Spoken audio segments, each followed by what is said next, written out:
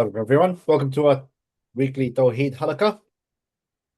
Today is our 56th session. This is the 17th of November 2025. 56th session. We are on volume 3, page 79, chapter 10, What is Worship? And we are continuing. It's 1/3 of the page down. Inshallah. So also, this book is now available on PDF as well. It's in the link in the description for volume 3. So that's volume 1, 2, and 3 are now available for PDF download. We anticipate by the end of the year, volume 4 will be available for purchase on Amazon.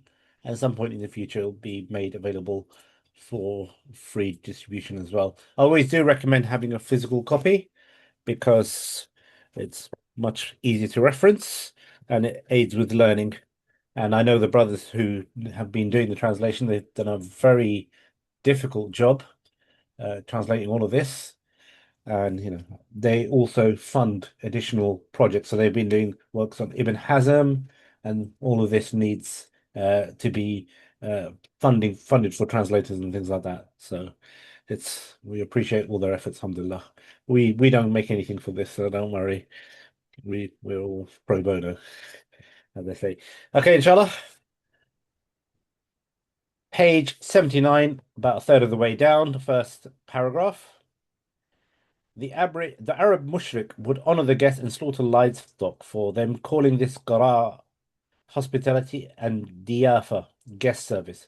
But he would not call this ibadah. However, he would call the slaughtering of livestock for Allah or for other idols such as Allat, Al-Uzza, and Manat ibadah. This was not only the understanding of the pure Arabs during the time of the revelation of the Quran, but also the understanding of all nations and peoples up to the present time. Similarly, the eloquent Arab would differentiate between standing in reference for the tribal leader and standing in reference for some of his deities, calling the latter ibadah and not the former. This is in fact the nature of humanity in general, not just the eloquent pure Arabs. The Arabs in general, and the Quraysh in particular, revered the Kaaba and the Black Stone, but it was never reported that they call them aliha, gods or deities. This instinctive original meaning used when speaking about ilah aliha, gods, arbab, lords, deen, and tadayyun, religiosity, is necessarily the only meaning used by the Quran in the countless verses such as وَمَا خَلَقْتُ الْجِنَّ وَالْإِنسَ إِلَّا لِيَعْبُدُونَ, I created jinn and man only to worship me. And another verse, all those you worship instead of him are mere names. You and your forefathers have invented names for which Allah has sent down no sanction. Authority belongs to Allah alone, and He orders you to worship none but Him. This is the true faith, though most people do not realize it. And that's Surah 12:40. And the next verse referenced is your Lord has commanded that you worship none but him and that you be kind to your parents. If either of or both of them reach old age with you, say no word that shows impatience with them, and do not be harsh with them, but speak to them respectfully. And that's 17:23. Were you there to see when death came upon Yaqub, when he said to his sons, what will you worship after I am gone? They replied, we will worship your God and the God of your fathers, Abraham, Ismail, and Ishaq, one single God. We devote ourselves to him. And that's Surah Baqarah 133. Next verse reference, say, how can you worship something other than Allah and that has no power to do you harm or good? Allah alone is the all-hearing and all-knowing. And that's 576. Tell them the story of Abraham when he asked his father and his people, what do you worship? They said, we worship idols and are constantly in attendance on them. And that's Surah 26, 69 and 71, inclusive, I think. Here I would hasten to add following these verses to provide some additional clarification. The discussion as it pertains to this chapter is solely about the concept of ibadah, worship in its innate original sense. When discussing the matter of gods, lords, deen, and the matter of religion, this is the sense in which directing worship to any other than Allah leads to kufr and major shirk, which is the antithesis of Islam, taking one outside of the fold. Hence, the discussion is not focused upon the words or expressions of artists, be they poets, writers, or musicians, who would express such and such love so and so to the point of worship. This is despite the vileness of such an expression. Secondly, outside of the scope of discussion is a matter of love for wealth that makes a person its slave. While naturally being a matter which is deserving of criticism and censure, it is not necessarily within the domain deserving the label of shirk or kufr per se. As already mentioned, this has been eloquently expressed by the Prophet ﷺ in the famous tradition: perished is the slave of the dinar, perished is the slave of the dirham, perished is the slave of the luxurious garment. He, peace and blessings be upon him, further clarified the state of this unfortunate individual, saying, if he is given something, he is pleased, but if he is denied, he becomes angry. He concluded by supplicating against him for lack of success. May he be wretched and overturned. If he is pricked by a thorn, may it not be removed. This dua, supplication, bears no resemblance, be that close or far, to what is deserved of the people of what is deserved by the people of Kufr or Shirk, nor is his condition like the description given of the states of the people within those two categories.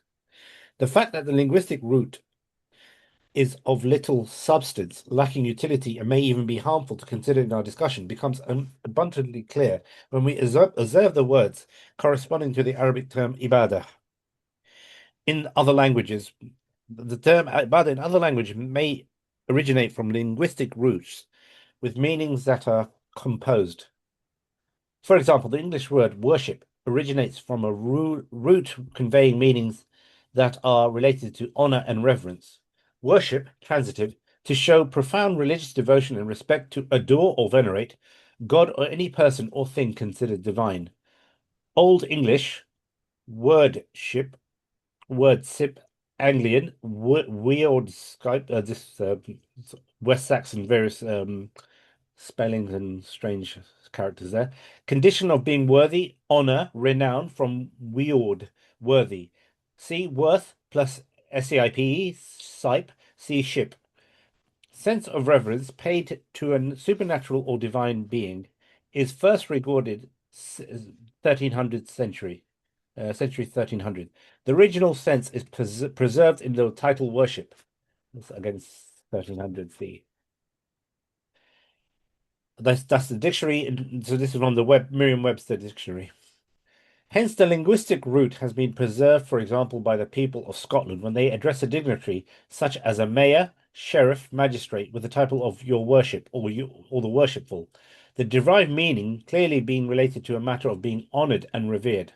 Looking at the matter from an alternate perspective, clearly there isn't any doubt when discussing matters related to religion and religiosity, gods and lords, devotion and sanctification, and similar concepts under this rubric. The word ibadah, worship, or its equivalents in other languages, evidently has a meaning that is inherently understood.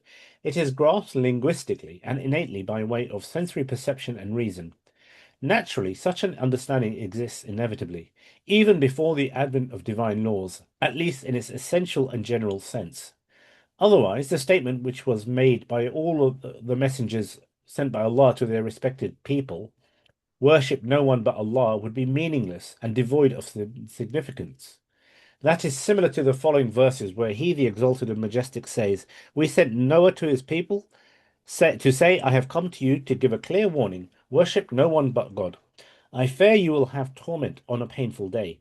But the prominent disbelievers among his people said, we can see that you are nothing but a mortal like ourselves, and it is clear to see that only the vilest among us follow you.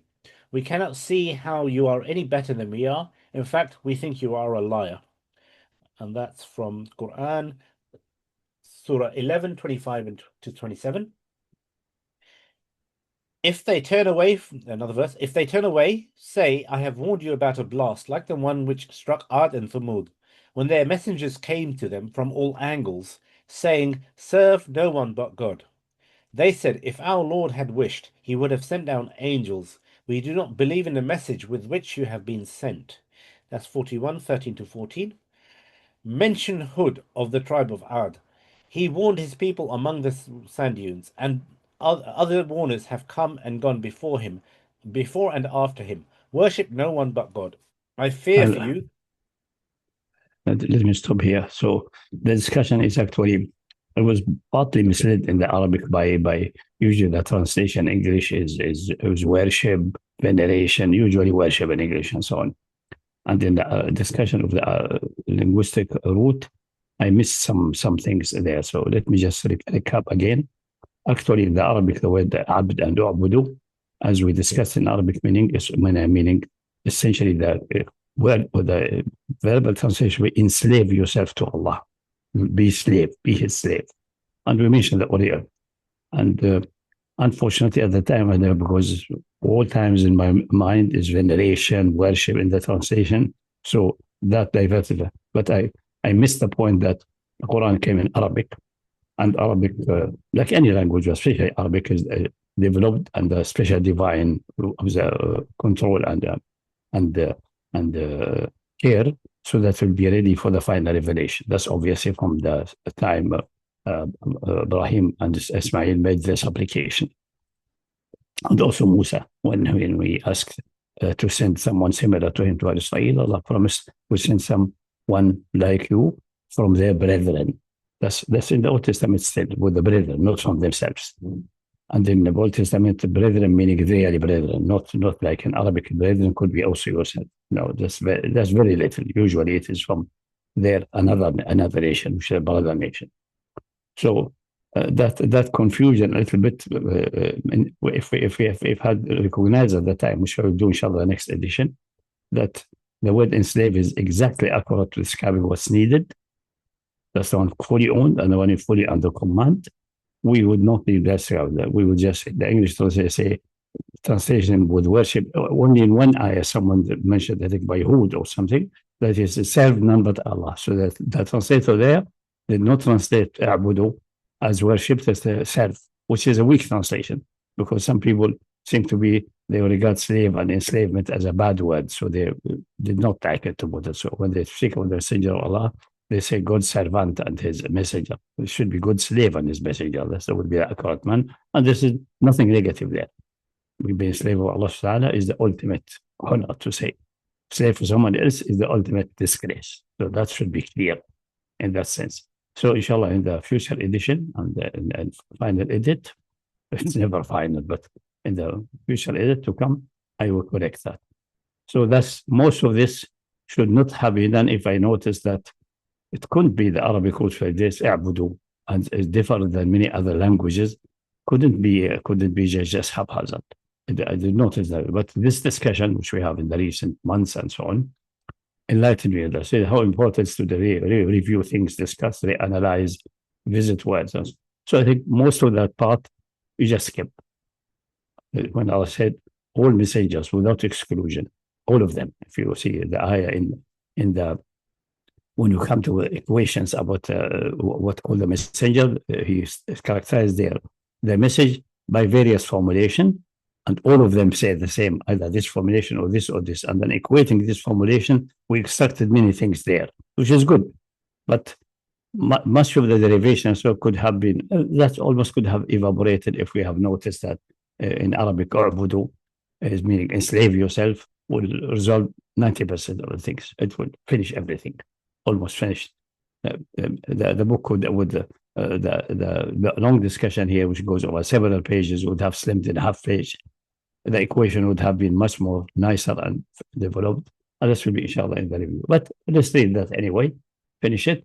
So just keep that in mind. And the translation with anything than enslave, serve is close, but is not good enough.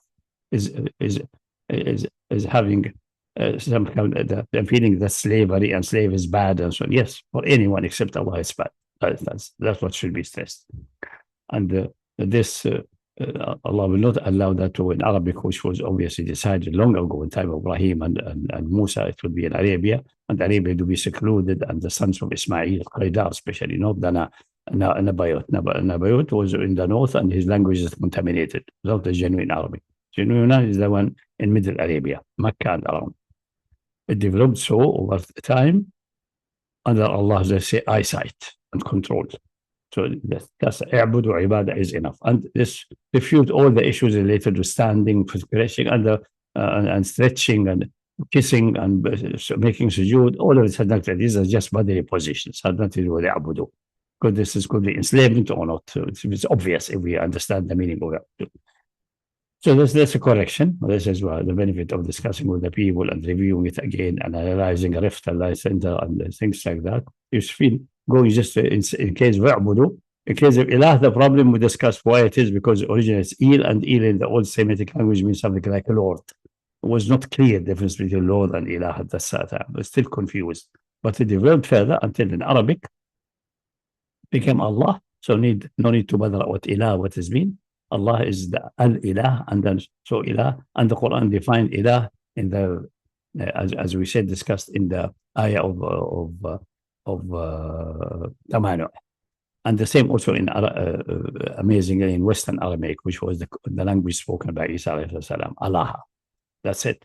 So all the old things, Jehovah, and all the name Elohim, Ilah, Elohim, Ilah Shaddai, all of that is gone, abrogated. So that's it. While i'budu is unique for Arabic. It is unique for Arabic. Is in the development. And the root of it is clear what it is being a slave, or being, as we said, a paved road is a road which is so flat, so laying that you walk smoothly over it. It doesn't give you even bump. It doesn't make you trip over. It is so flat and so submissive and so obedient that clearly distinguish it from a road which is not paved, which has rocks here, he has maybe a hump here. There's no hump, completely paved and flat. Same meaning, and this is exactly what Allah is demanding, and for what Allah created the humans and jinn. So that solved many of the problems. If I want to just go hyperbolical, I would say half of the Tawheed or 2/3 of it would just be there, become superfluous. In the edition, I will mention that in all the edition, I made that mistake and I correct it, inshallah. So yes, so to go through the chapter quickly is really the original Arabic meaning of i'budu is unique to Arabic. It's not like ilah and Elohim. So it's not of little value, as I said earlier. I think 2 sessions back we said in linguistic origin is little used because my mind was always diverted to worship, veneration, all that. That's a mistake. You should stick to the Arabic word, especially if it's unique for Arabic. That must be, and the divine revelation came in this language. So there's not Muhammad invasion or anybody. It's a divine, and the divine is the one who formulated the Quran and also created the Arabic language and guided it. So like any other language that is guided for this specific purpose, to be the container for the final revelation. Notice that point, make your mind enlighten many things. Much better than before. So with this discussion, we're really getting better and better along the way. So that's it. Let's move with this question. No need for all these lengthy things. If I have given the original meaning of abd and this is related to either paved road or a slave who is owned and sold and shown and discussed that what's meaning by slave, Allah, what does it mean? Completely owned? Because necessarily he's the only creator, created for himself, not for anybody else. So we are owned by him by necessity. And being owned by him, and he's the ultimate sovereign, meaning by necessity, you are obliged rationally, not now by Sharia. Sharia comes later. Rationally to absolute submission and obedience. That's it. Finish. Game over. You don't need all of these things. And there's no one that the summary of discussion with Musa is summarized in some of the Quran. The discussion, what's in your hand, throw it, stick, long discussion. Here it's summarized. When he came to the tree, say, Inni ana Allahu la ilaha fa'budni wa aqim salata dhikr. I am Allah. They're giving me the final name, which was developed and established now. It should not be changed. Should be even imported in other languages. Because God with a capital G is an approximation, but it's not a nice one. And in Greek, between God, they don't have capital and small. God on the God. that help a little bit, but it is not as good as Allah by itself, or Allah in Aramaic. And this is unique to these two languages. Here, ayah is clear. I am the one who called Allah now in the last revelation. That's summarizing the discussion about Ilah Shadda. You remember we discussed that earlier, what I mean Ilah, and what was the discussion about Sinai as depicted in the Old Testament in Genesis, I think in Exodus, in the beginning of Exodus, in the second book. And so that summarizes it. No need for all these discussion. That's the summary. All that discussion in one word. And then, فَعْبُدْنِي, enslave yourself to me. I am your creator, owner, and you by necessity, you absolutely submissive. But here at the Sharia point, that's the fact. Meaning, La ilaha illa ana. There's no deity beside me. So I am your holy creator and owner. And by necessity of reason, you are absolutely submissive to me. You should obey unconditionally and submit unconditionally. This is a fact. But based on that, what I'm supposed to do? Rationally, a rational being will submit also. But is it an obligation? Allah will ask about that. Yes, he said, "Fa'budni." I order you now and tell you this is an obligation to you by my command. It's not circular. Essentially saying, I remind you of the fact that you are obliged rationally by necessity of reason for absolute submission, and now I'm requiring that from you, and there will be accounting about that and questioning about that. And then after that, after the main two things, and one important command, secondary command, which refutes that salah is a ibadah, saying, وَأَقِمُ الصَّلَاةَ, establish prayer for what? To remember me. Since the finite mind cannot have Allah present continuously, otherwise we don't need salah. No need for that. So that you can get me back. And I mentioned last time, you go to the market, 3-4 hours, nothing in your mind except making money, getting food for the kids, and so on. Theoretically, Allah should be present well, but your finite mind is impossible to do that. So there will be certain times in the day, 3 times, 5 times, 5 prayer in 3 times, or 3 times 3 prayer, like the Jews, or maybe 1 prayer, and so on. Other Christian claim is only once a week, is actually because of the mutilation and myth they made with the original Christian, the original Nazarene, Jewish Christian. They were having 3 prayers per day, like the Jews, exactly. And by interesting, they were also fasting. They were fasting. They said the Jews fast Monday and Thursday. We just deviate from there and do it Thursday and Friday. That's it, just to deviate from the Jews. But it's also twice a day. I think it was obligation at that time. So it was not like option in our case. Whatever it is, that's a separate command. Is salah ibadah? No. The obedience to the command of ibadah is ibadah. The obedience to that. That's the ibadah. The salah itself is not ibadah. It's just certain movement and certain utterances made in a certain structural way. So is that, so in the case of Islam, at least, I think it's in Judaism, maybe similarly. I'm not sure. Because the word salah originally meaning supplication. Supplication can be heavy formless, but obviously, in the case of Musa, I think he was given a certain form. Even now, we see them, although some people, this is their, the original form of Musa. They stand in front of the wailing wall, for example, and swing at a certain way. There's no ruku and sujood. But it's the same, the original salah given to Musa may have ruku and sujood. But it doesn't matter. Like Allah structure whatever he wants. He may tell you stand in this direction, east, for example, or south pole, and swing like this. That's what be your salah, for example. It's irrelevant how it looks like. In case of Islam, it contains all body movements who are excellent as a sport and excellent as expression of respect and devotion, like standing still and respect for form, bowing flat, like the Japanese do for greeting.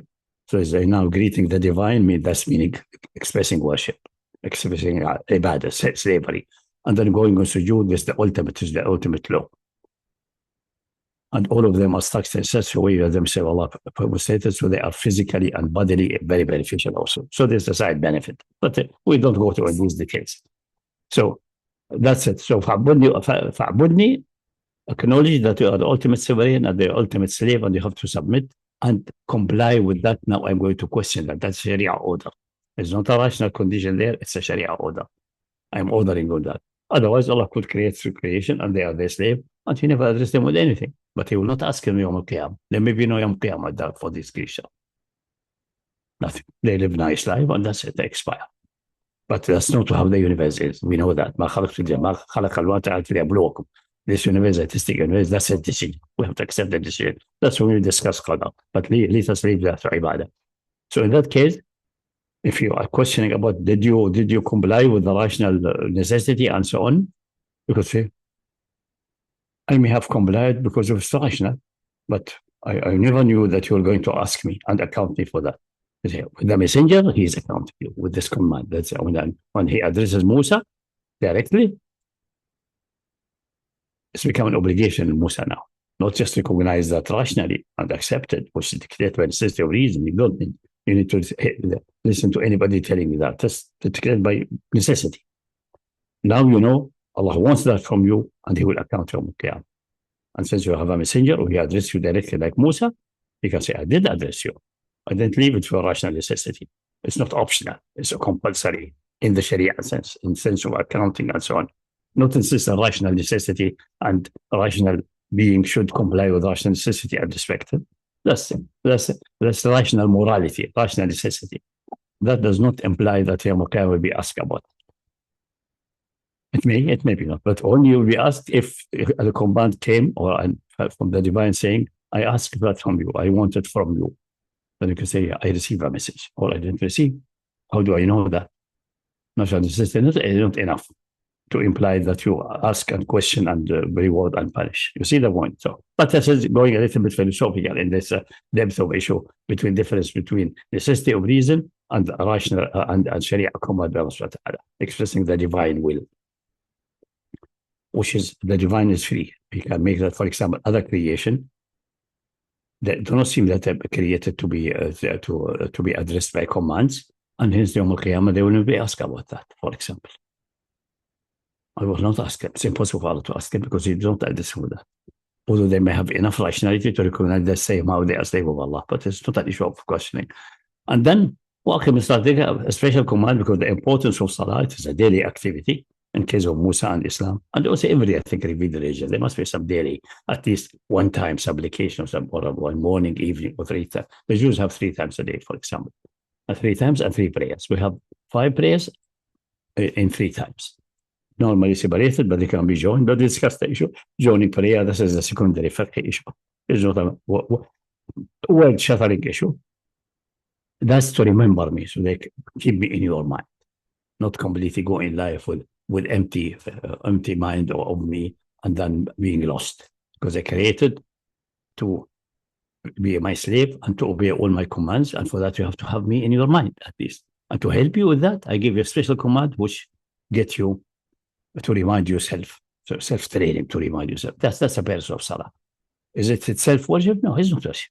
Or the acts in Salah, standing, ruku, provocation, are they worship? No, they are not. Or enslavement? No, they are not.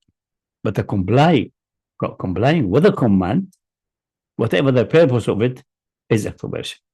When you say, He created everything in the universe for you, and kulu washrabu, eat and drink without going overboard.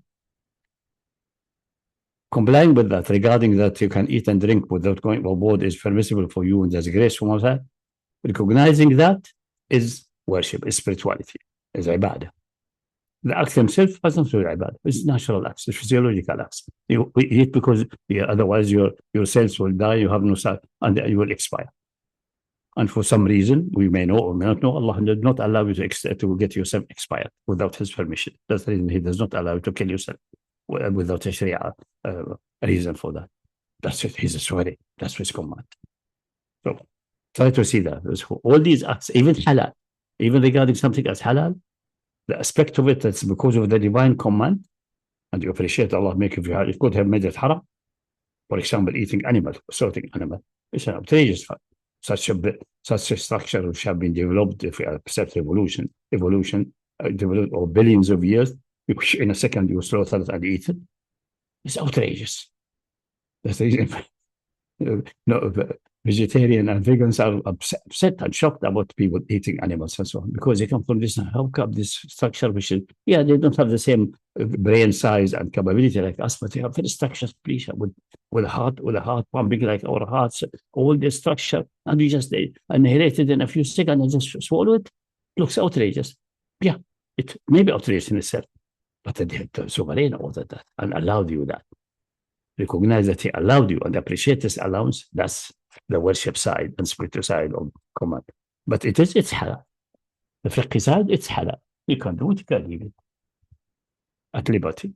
No? That would have settled if I recognize that the linguistic origin for Abudu is not the same, no, should be treated the same like the linguistic origin of Ilah. But the linguistic of Allah is obviously one specific name which has only one entity worthy of carrying that name. Okay, so that's so the correction, which would have really resolved many problems which are discussed now very laboriously and so on. There was no need for this laborious work. It was a very easy path because, for example, most modern women in cities and so on, like here in England and so on, labor and so on is a complicated process, mostly do it in a hospital and will be long procedures. If you go to the tribes in Africa, for example, you find a lady, a house lady, attending to the cows and driving them to graze and so on. She get in labor. Few minutes, she gives birth. She tie the navel, etc. Carry the baby on her back and continue tending to the cows. Easy, because she's natural. If we have used I'budu in the Quran in the natural way, as Allah developed the language, we did not need this laborious and go into a hospital and maybe having a Bajorian injection or all these. No. And many problems with birth. And this lady, house lady, does not need that. She's walking all the time. She has a training. The way is ready. Baby is here. 5 minutes. And continue tending to the cows. And come in the evening with the baby back. Because it's natural. See, sticking to nature. You should have stuck to the nature of the language in that case. In case of Ilah, there is a reason to say. Is there a verb called Allah and Ilah is that? Is this Ilah originally? And then that was what causing some problems. Allah ta'alluh and so on. In case of I'budu, there's no problem if we took it as it is and stuck to it. So just and you see the translators, all of them translate to worship, except that guy who said if you go few ayahs before, don't serve anybody except Allah. One translates that. I don't know who is the translator. Or the same translator in that place, somehow he was mind absent and got confused. Sometimes mind absentism is good. You go to the original natural things, the subconscious things. But he used the word serve because I say there's some kind of aversion, at least in the last 2 centuries, of the word slave and slavery. There should be, except in relation to Allah. Except relation of Allah. So that's it. That's a characteristic of the Arabic language. When we translate, we should always, I think a translation should be all reviewed. And where it says, Allah ta'budullah, don't enslave yourself to anybody except Allah. In this instance, the word serve, because slave as a verb doesn't really normally work linguistically. You have to create say English does not have. You have to create the word enslave yourself. Make yourself a slave. Enslave is more of an adjective as opposed to a verb. So because I know the same. Abd is also, but in Arabic you can i'budu. There's a word. In English it doesn't have. So you have to create one or translate the general meaning. Most go with worship, venerated. That's all not correct. And especially with the discussion here, I think it's added by Khalid in translation, that in Old English has come worth. It says actually worth, regarding something as worth. Essentially, when we say his worshipful for the mayor in Surah, there's a title of the mayors. A mayor of a city is having a title, not like a king, his majesty, his worshipfulness. Coming from his valuability. He's a valuable one. He has a special value. That's coming from value. Now I know even in English where worship comes from. It comes from worth. The one who has worth more than the other around him. The valuable one, the respectable one. But respectable is again different than valuable one. But being valuable one demands respect from you and so on. This is the logic of worship in English, coming from Old English. So it's remotely away, far away from enslave yourself to Allah. If you enslave yourself to Allah, then you are valuing Him into an infinite high level. You are venerating him, you are expressing love and awe and all of this, but this is all the results of being enslaving yourself. Enslaving is the fundamental core. So the Arabic language is having this uniqueness in this one. And Arabic language has various uniqueness and other things, which really shows almost a divine stepping in directly, almost. Although it doesn't need to be directly, it goes through him in the background on our minds and history. So nobody regarded. If you look, ask a linguist, say, "Oh no, my development in that area developed this way." He will never admit that this is maybe some kind of a divine incursion there, in comparison with other languages. But for ilah and Allah, we know how it is in the various languages. We can compare and see it has come to this laborious development. So in come ilah, as finally mentioned in the Quran, it should be then using the definition of the Quran. We should override all these linguistic developments and give it the core meaning. Wa ilah, what's supposed to be called ilah. When we use it for that, the ayah of tamanu. So it settles also, but in that, by definition of Quran in a complicated sentence, not by one word which have condensed the linguistic development before Quran. But the same, it's Allah in control here and there for the language. Which makes really the translator job a little bit difficult in certain aspects. We know that the Quran is almost impossible to translate.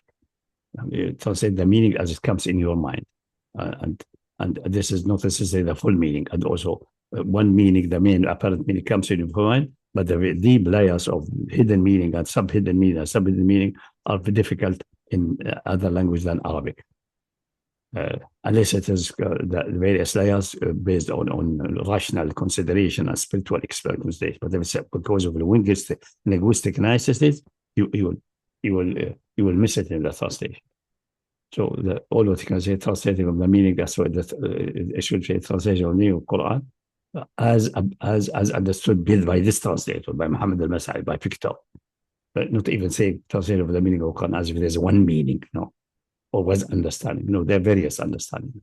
Some ayahs are having one strict understanding, no doubt they're unique, but many ayahs having various levels of understanding. So the accurate say says the translation of the meaning of the Quran as understood by Pictor. It said by Pictor, as understood. Adding the word, make the instead of by as if is like a book created by someone. No, it's not created, but it is as understood by that from as much as he grasped and analyzed the Arabic. But this is nice things. Should be regarded in future translation. It should not be say translation of the meaning of the Quran by Pictor, but it says as understood by Pictor. Or something. In some halakas, I remember people used to mention that the same word can have multiple different meanings. Yeah. That's part of the miraculous nature of the Quran and the prevention of the Arabic language over history to be ready for that, specifically with this purpose. Other languages developed their own dynamic with Allah's permission, because no plan there.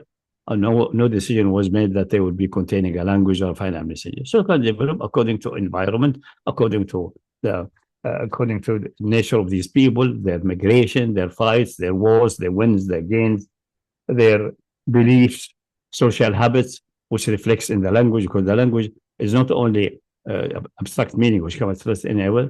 The language is, for example, when the Messiah say, you have to listen and obey. Even to an Abyssinian slave whose head is like a raisin, things like that, as long as he guides you the book of Allah. Some people say this sounds racist. It's not racist. For the Arabs, they first address your messages to Arab. The other translate to other nations, they should have make them the footnote. For the Arabs, the lowest of the law, which will never bother obeying or respecting, is an Abyssinian slave. Slave and Abyssinian. That's the worst for them. So that's the language. That's a way of connecting their mind with the words. So he's using, say, whatever, how low you think about it, in which in that case you are wrong when you think low. You have to listen and obey as long as he's guided to the book of Allah.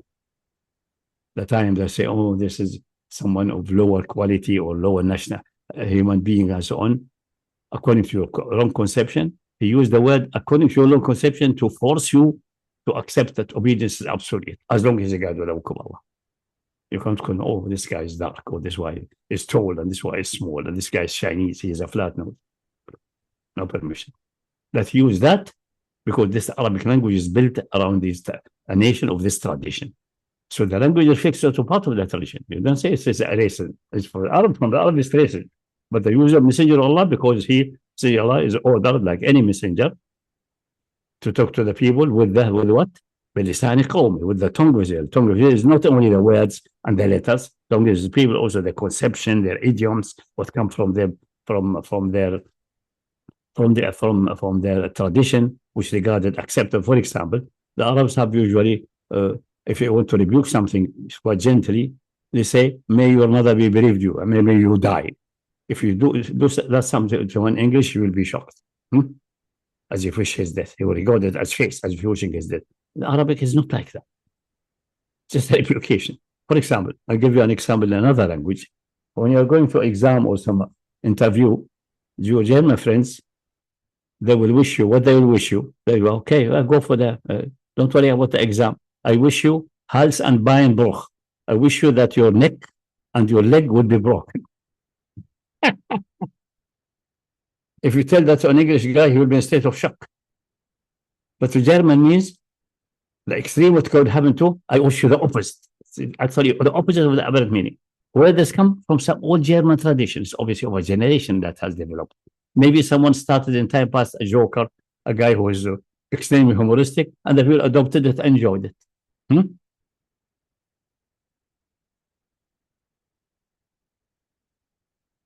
The German also, if they have one of the swear words, which is not a swear word now, so all Germans, especially in the village, or the Anglo say crucifix, that cross. What means that cross? Are they Dominican? Cross is something holy, but obviously he means something like damn. That's because of the tradition. So language is not just a word and the letter ABC and so on. It's more than that. It contains a lot of the history of this nation, how the language developed, and so on. So interesting. So in English, English they have in their theatres they say break a leg, and it ties back to superstition. Maybe I'm not familiar because I was living in Germany and living with everyone in the university and so on. Here I'm in isolation. I'm just going for shopping and so on. I'm not interacting with the English society. I am just a guest, just an asylum. There I was living a student and so interacting with friends in the university. So I gasped more from the German than the deep sense and the philosophy and the history than with the English as a language. I mean, so that's it. But I mean, every language will have something characteristic like that.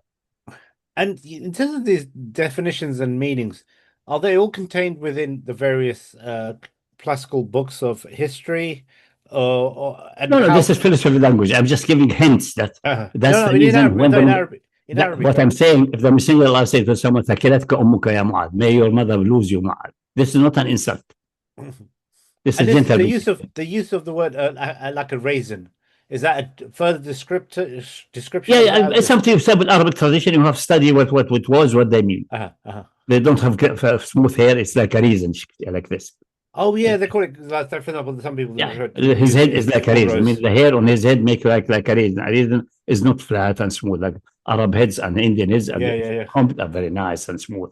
Yeah, they derogatory use rough hair, rough hair slave. The hair slave and rough hair even.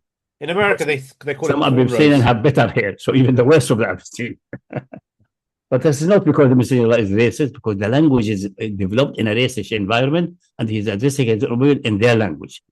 There's not approval or such. Because some people say this is a racist language, because they are idiots. They don't understand that the language is not just a letter for letter translation like other languages. It's embodied that nation history and so on. So for the Arabs, it's no problem. Say maybe your mother bereaved, but extremely insulting to use the F word. In English, at least in the lower classes, at least in the last century, calling someone son of a bitch. You call some of these Marines called their friend son of a bitch, regarding almost like a praise. And the Messenger said at the end time, the Saqqarun will be plenty. He invented the word Saqqarun. Saqqarun is from Saqqar, the hellish people. And say, what's the Saqqarun? Say, people who greet each other, their friends, by curse. An insult. For them, it's a greeting. And you see in American movies, Marines, especially old Marine friends, when they meet, you son of a bitch. It's not an insult. Anything. It's a سكرون. Starting to become numerous at the end of times. لا تقوم الساعة حتى يكثر السكرون. I just give that a background. So if someone says this is a racist language, it's not a racist language, my dear friend. It is because a messenger is obliged to address people with their language. And Allah is also addressed the people with their language. Otherwise, they think Allah is so irrational and stupid that we address the Chinese in Arabic and the Chinese that not to Arabic. It makes no sense. It would be a mockery. Well, an idiot will do that.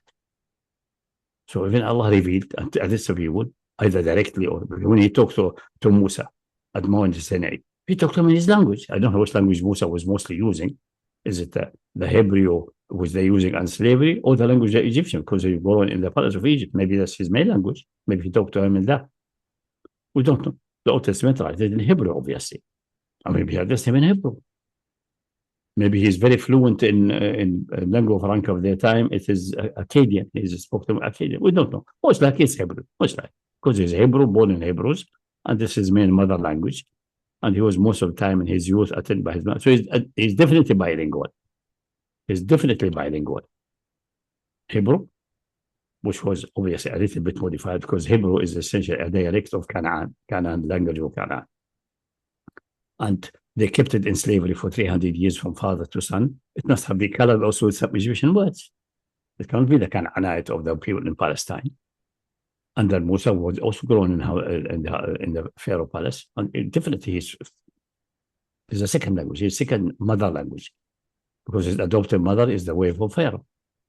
So he has two languages perfectly.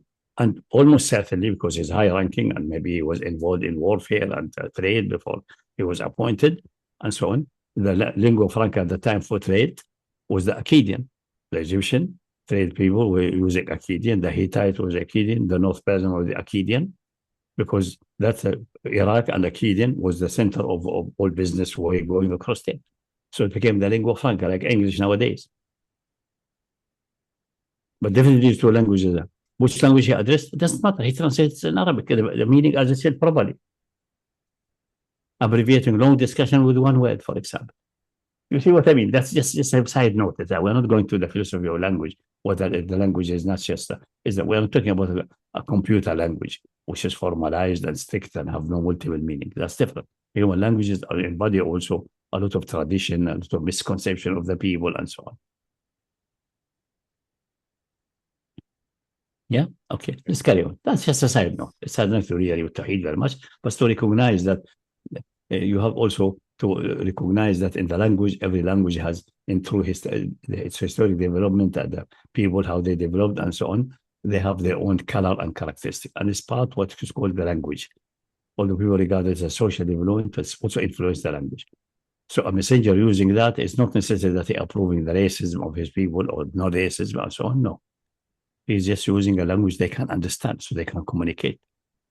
That's the reason, like teasing a child by saying, like for example, he said to the sister of Anas ibn Malik Hussein, and she has long, she grew up, he didn't say for a long time, and she has very long hair and she was made in beads.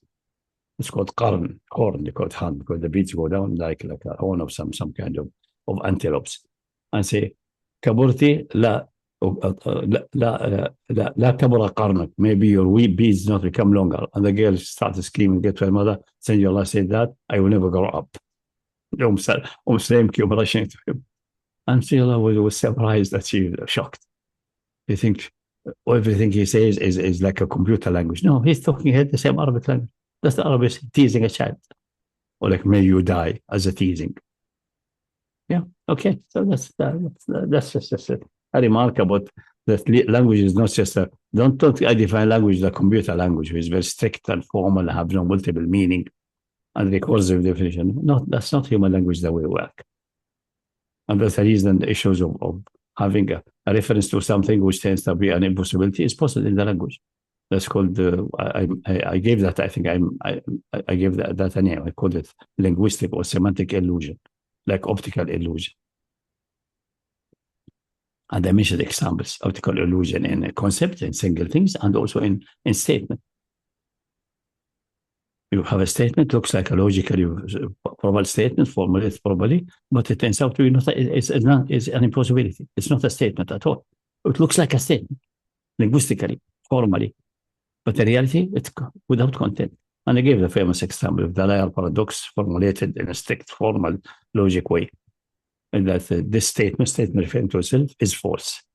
And if you analyze that, that's an impossible. It's not a statement, but formally, it's like statement. Statement talking what is always the self-reference will cause such problems generally, but this one formally necessary to object it as a formal logic, but it's not a statement. It's an illusion, linguistic illusion. You think this is a statement and you have to analyze it logically. It has nothing. It's referring to an impossibility, although it looks linguistically acceptable and you can divide it. This statement is false. All these items are known to us and put together in the formally correct way. Muhammad is good, but that's referred to something. Muhammad, an existing entity, is the main being. In Arabic, we drop the is in the present continuously, but in the past we say kana. In Arabic, it's available, and there's another type of sentences, and the other is an attribute. Looks like a statement, but this statement is false. It's not a statement. It's nothing. It's an impossibility. Although you write it down and you think you're writing a statement. No. That's called linguistic illusion. Anyway, we went too much in that area, but it's good from time to time to have some bit of mental gymnastics and going back to the strict approach of mathematics and compare with the non-strict human language, which is loose. And that's what makes it extremely powerful and capable of accommodating many meanings and give shades. And that all of it will be only true if we're talking about the revelation of Allah, a verbalization like the Quran. Then all these various meanings we see which synchronize, which not, and then we again deeper meaning. That's one of the nature of the Quran, which has not had been explored yet completely to the full satisfaction. Part of it has, but not all. Because most people look at it and they think they're talking about a literary work. Nobody will understand. It's not literary. It's composed by the divine. There may be some hidden layer there. Let me dig deeper. Rarely anyone does that. Okay, so continue with the ayah. But I said all these translations with worship, essentially, we should assume safely they are wrong.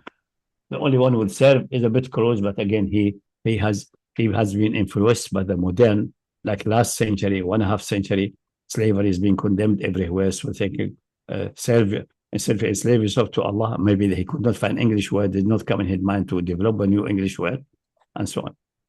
For example, the Rabb in Arabic. One translator at least said this is Zahur al-Haq.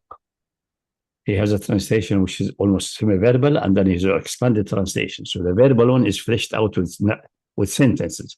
So if you remove these sentences, you get a skeleton translation. In the translation, he said, I decided not to translate Rabb as Lord. He writes Rabb, R-A-B-B. So it cannot be translated as Lord. But he's partly right, because it had more taste than Lord. But in English, because we have difference between Lord and Master, you can translate Rabb with Lord. It's okay. It's okay. In other language, we do not have these two things. There's a problem. There's a severe problem. So the whole Haqq was overcautious with the word Rabb. Yeah, I agree. No problem. I don't remember now what he translated A'budu. Maybe he translated worship again. So here he was full. There he was overcautious. Human being. But his ijtihad here encouraged to ijtihad in another area. Okay, carry on. Okay. So this translation, if the translation A'budu with worship, you can assume now, after this discussion and in the later edition, this is not a correct translation. I took it as face evidence. And in one place, one became singular and said, don't serve anybody except Allah. They said, don't worship anybody except Allah, which is much better than worship. Definitely worship is in that sense wrong. But serve are close. And that's what obviously all European languages have translated maybe an old Hebrew word of worship or something. They use, like for example, they call the attending to the church and attending to these various sacraments, they call it he is attending service. And God serve. In German called Gottesdienst. Dienst is service. Yes. So that's unique to Arabic. And we should keep it. And then in other language, we may even create a word like enslave in English. I think other language will allow such a creation. It will a newly created word, and then we just put a footnote in the translation and say that's a better way and solve many problems automatically. Okay. Continuing, the verse that mentioned Hud to the tribe of Ad. He warned his people among the sand dunes. Other warners have come and gone before him and after him, before and after him. Worship no one but God. It's actually enslaved to yourself to no one except God. That should be the correct translation, and so on and so on. Yeah. Mm-hmm. I fear for you that you will be punished on a terrible day, but they said, have you come to us to turn us away from our gods? If what you say is true, bring down that punishment you threaten us with. He said, only God knows when it will come. I simply conveyed to you the message I am sent with, but I can see you are an insolent people. And that's 21-23. Mm-hmm. Sorry, Surah 46, 21-23. Continuing the text, the fact that the term ibadah has a known meaning in the language, instinctively understood by necessity of perception and reason, without doubt, before the advent of the divine laws, is certain and undeniable. That may be reworked based on that. It's like "abudu" is just enslave yourself, and the meaning of enslave is clear. So that's the meaning which the Arab understood was naturally by natural feeling. They didn't need to go to the fine points like we discussed now, because the mist came later. So we needed to go to fine point, but I missed, and say the mist, noticing that Abud in Arabic is very unique. That's the only missing. Otherwise, the discussion is essentially correct. Otherwise, the people would have immediately and instinctively said, what is this term budu?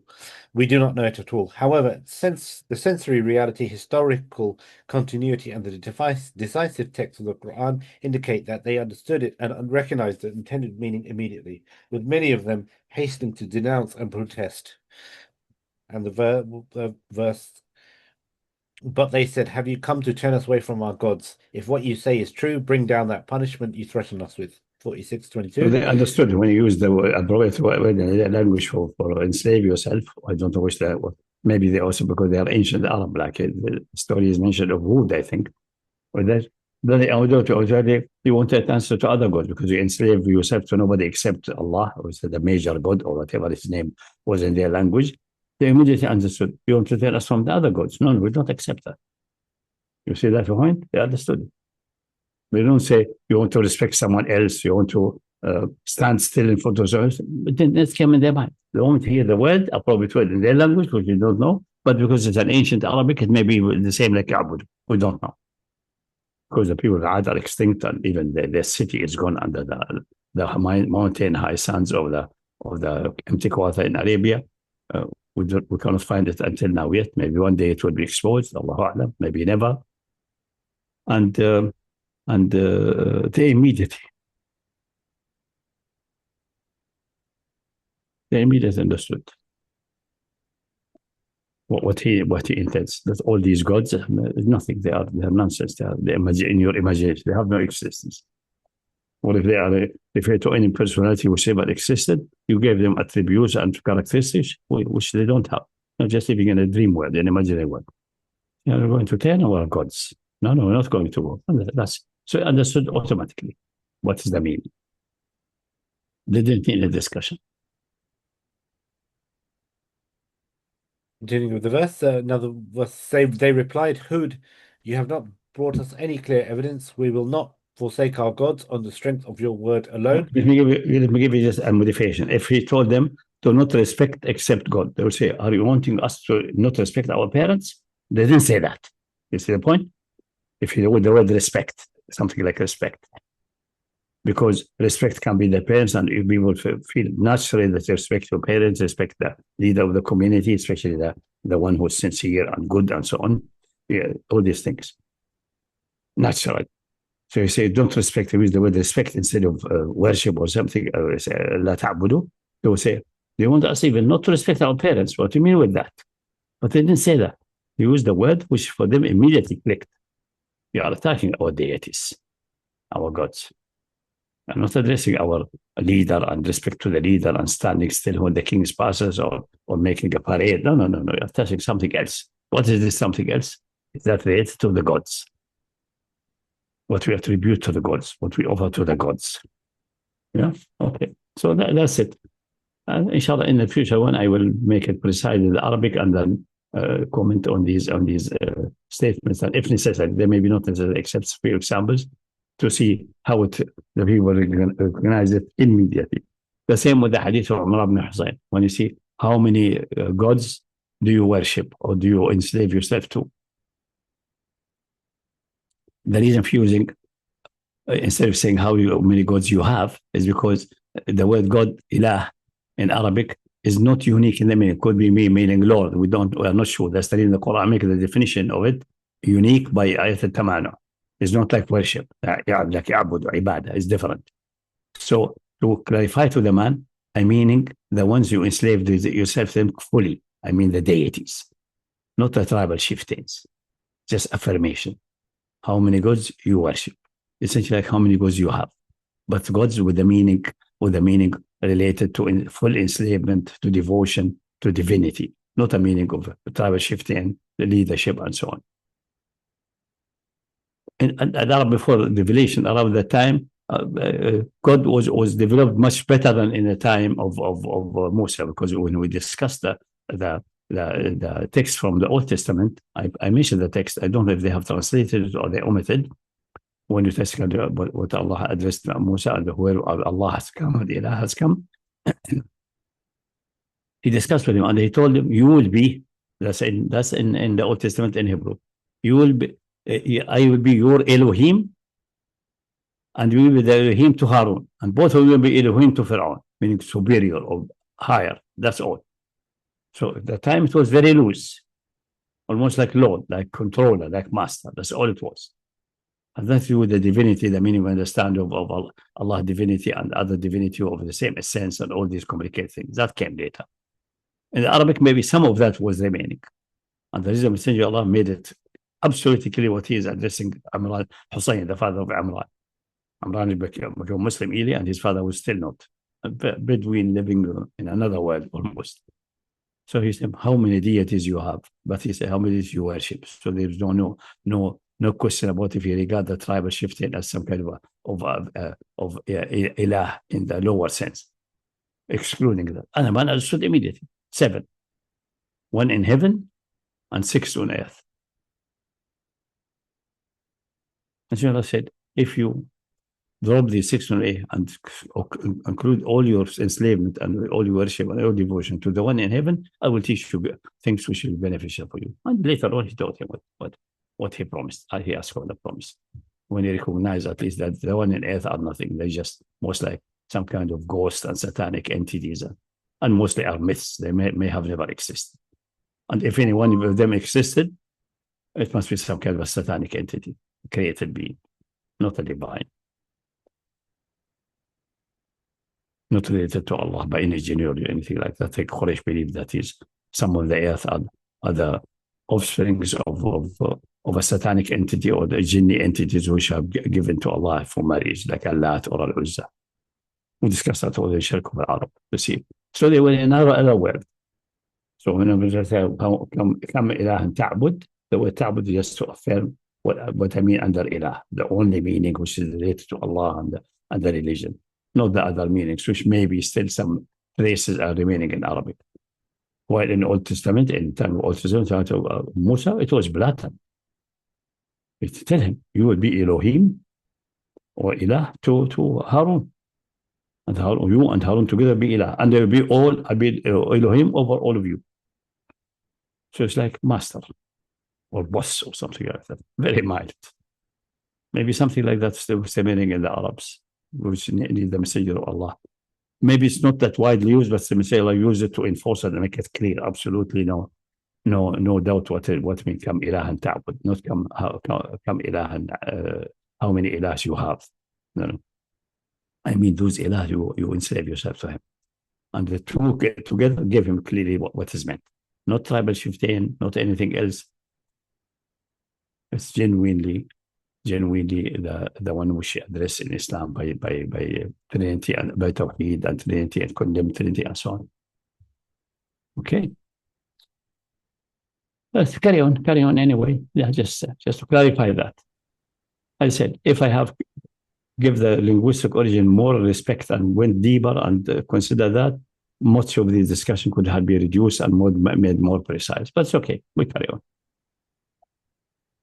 They replied, Hold, you have not brought us any clear evidence. We will not forsake our gods on the strength of your word alone, nor Yeah. will we believe in you. And that's from Surah 11:53. That's who Salih is that? Which nation is that? Hud. Oh, that's Hud, yeah. Mm-hmm. Okay. Next, how can he claim that all gods are but one God? What an astonishing thing to claim. And that's from 38:5. The people's response indicate that they understood immediately and instinctively the concept of the prophetic message being sent to their people. Allah ta'budu illallah, that you do not worship except Allah, actually meant That's as I said in the Arabic translation of that, what they in the interaction was at that time. The interaction may be another language, like we see from the example of the interaction of Musa and the lengthy discussion. I think it went earlier in the book of Tawheed. Otherwise, you go to the Old Testament and see the long discussion about what the name of the divine, what he was called by Ibrahim, your grandparents, Ibrahim and son were calling me Ilah Shaddai, the strong God, because there are other gods there. People are calling him as God, but to distinguish Allah was given the name, it was known to them as Ilah Shaddai, the strong God. The others are not strong, non-gods, they're non-existing, but that was the language the people at the time were dealing with and the world they were living in. The language could be addressed. That all summarized the Quran, just fa'budni. And other nations may have been a complicated description. Do not believe in divinity, who do this, and all that summarized, Allah ta'budu Allah. All messages. Long discussion going maybe centuries, like in the case of Noah, summarized in just one sentence, Allah ta'budu Allah. Yeah, you see, that's the summary of the Quran. In their original language, you don't know how it was. Was it only one word or a complicated sentence or a long interaction like in the case of Musa? We don't know. And maybe they give him a certain code name for him, like in the case of Musa. Say, okay, let's tell them, I am who I am, or the who is who, the eternal one sent me. And there was no word for eternal at the time, so they constructed Ihya Ashariya, or and abbreviated as Yahuwah in 4 letters. At that time, all that is gone. No need for it. In Arabic, ilah and ya'budu is enough. Will do the job. As they still down as the Quran specifies. Good. Okay. So that you do not worship except Allah actually meant in elaborate detail. Point 1, believe us, all your gods except Allah are but fictional beings created by the imagination with no real existence, and if some of them have any existence, they are not ascribed the falsely imagined attributes you believe in. Therefore, reject all these lies completely and acknowledge the certain truth that there is no God but Allah and submit to this true God. Point 2, or placed more succinctly, do not attribute any divinity to anyone other than Allah at all. And point 3, or bear witness to the truth, there is no God but Allah.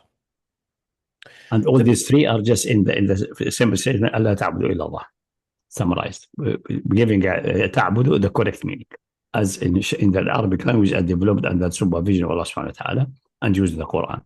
Ilah, maybe there's some controversy about certain thing, but Ayat al-Tamanu and various other places smashed that and settled it completely and finished it and clarified it.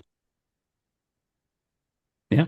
Okay. The people understood that this was the great calamity, the complete antithesis and the total demolition of their inherited beliefs, as it necessitated the invalidation of their gods, since they do not exist by themselves or with the attributes ascribed to them, which requires abandoning them, indeed rejecting and disavowing them, i.e., disbelieving in them. Thus, ibadah, the worship of something in its essence and reality, is nothing but attributing any divinity to that thing, or in broader terms, ibadah is simply attributing divinity if our understanding of the people's denial of their prophets and estimation of the prophetic message to their people is correct, which is highly likely.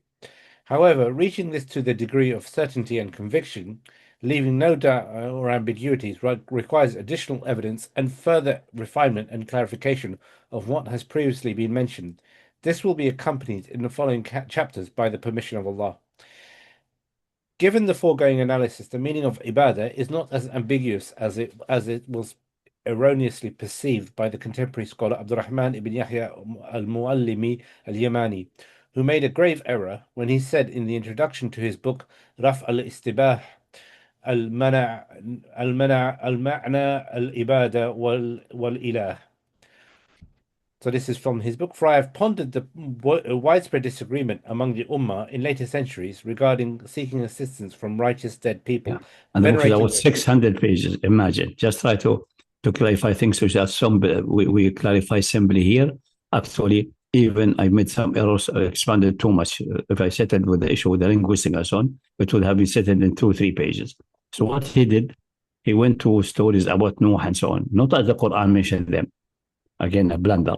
But as it said in book of Tafsir and with a narration from Ibn Abbas, and went right, left, center, and so on, and ended that ibadah is asking for something for benefit ghaibi, they're not defined as ghaibi, the benefit, and so on. And the whole is a big mess, 600 pages or something, which could be done easily in 200. But because he's following the Wahhabi school, he's almost contemporary. I think I saw him once at my grandfather, Muhammad Hamza, in the Haram, in the seclusion room downstairs, when my grandfather had seclusion. He was the Imam of the Haram. The time I remember him, he was left the Imam, but he had the secular room, and he was the head of the Dar al-Hadith in Mecca. And this guy was like the second man in the Dar al-Hadith, a small guy. I think he was al-Mahdi, because my grandfather, the Sheikh, so on. I remember faintly. But anyway, it's in that generation. In my young years, he was in his 50, 60 or something.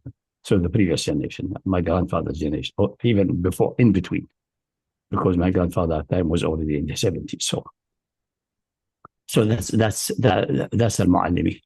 600 pages, going east and west, and what Ibn Abbas narrated about Qamruh and the stories from east, and the issue is just closer to the nose, because he could not get himself out of the circularity and the mistakes of the Wahhabi regarding ibadah, somehow a mysterious description of certain human acts. No, it has nothing to do with human acts whatsoever. That's why the blunder came. And then he went to say how the people of Nuh were worshipping, who is with them, which deity they have, and so on, what's the relation, and so on, until he came to a very complicated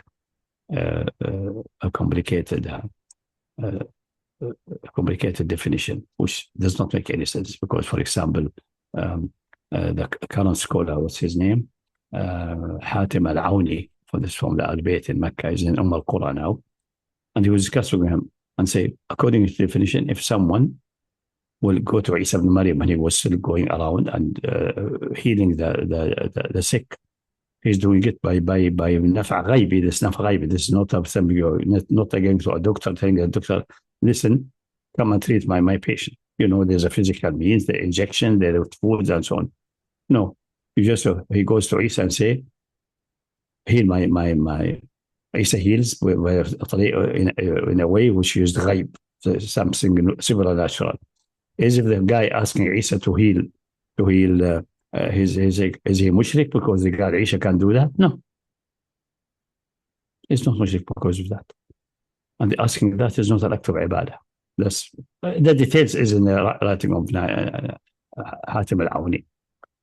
Does apply actually to a historical, if the story is historical, I think it's historical, when Isa missed coming early to cure Elazar, and then he died, and then she rebuked him, and she was weeping Isa, and then she supplicated to Allah to revive Elazar. Was that woman mushrik or kafir? No. And she knows that he died because he supported from Allah to do it. And even in his supplication, he said, show the people that I'm your messenger and you are the one reviving the dead. Clear. I was not very bad. So that even after the 600 pages, he ended with the definition, which can be easily attacked with one or two examples, like Hatim al-Auni did. Well, no need for Hatim to do that, but he did it still. So that's all come from the circularity, not going to the fundamental, the original definition, which is enslaving oneself to Allah. It's not worship, not veneration, not bowing, not standing, nothing, none of these. None of these. Absolutely, at all. None of human activities. None whatsoever. Okay, I'll read out from continue reading it. This is from his book. For I have pondered the widespread disagreement among the Ummah in later centuries regarding seeking assistance from righteous dead people, venerating their graves and shrines, and venerating some living scholars. With some of the Ummah, that's the motivation. See, they're having motivation. Yeah. with some of the Ummah claiming that much of this is shirk, some that it is bid'ah, and some that it is part of the truth. I have seen many people who have engaged in venerating the stars, spirits, and jinn in ways too extensive to detail, some of which are found in books on astrology and summoning spirits like Shams al-Ma'arif and others. I realize that no Muslim would engage in what he knows to be shirk, nor would he declare a non-believer, someone who he knows to be a believer. However, the disagreement arose over the reality of shirk. So I looked into the reality of shirk and found that it is by agreement, taking a deity other than Allah or worshipping other than Allah. Thus the focus turned to the meaning of ilah, God deity, and ibadah, worship. And I found there to be a great ambiguity in the meaning of worship, what is known about the nature of the interpretation There's of no ambiguity. Ambiguity because he is deeply, without nothing, falling in the circularity. Ilah is obviously connected to something called ibadah. Yeah? And ibadah is connected to something called ilah. He did not notice that one of them must be primary and secondary, because you cannot say ilah is ma'bud and ibadah is what offered to an ilah. So ilah is ma'bud, meaning ibadah must be defined first, and ilah is a secondary concept. And the opposite will be in the other direction. And that's impossible. That's a circularity. Like A created B and B created A. That's impossible. He somehow in his mind, he did not notice this point. If you have noticed this point, because these two concepts, either they are independent or ilah is the primary, but independence is not possible because we always say ilah, ma'bud, etc. So they can't be independent. So, the only way to make it independent is to make them circular, which is the impossibility. So what they mean is ilah is the primary and ibadah is the human action, so devotion over to that, but preceded by assuming that this entity is ilah, and ilah has to be defined separately, the one who creates it. Like that's the approach with the Quran and Ayat al-Tamana, or the opposite. Any entity, you offer certain movements, you make sujood. The moment you make sujood to something, even to the wall, knowing it's a wall, it is dead, you declare the wall to be divine. So humans make their own gods. That's exactly what the communists and materialists say. All these gods are a fiction of imagination, including Allah himself, be Allah exalted about that, created by the human mind. So they're created by humans. That's the only two ways, no other ways. We discussed that, I think, very well somewhere. So he did not notice this issue with circularity. And then he dug 600 pages trying to get somewhere. He didn't get anywhere. Except this ghaibi benefit.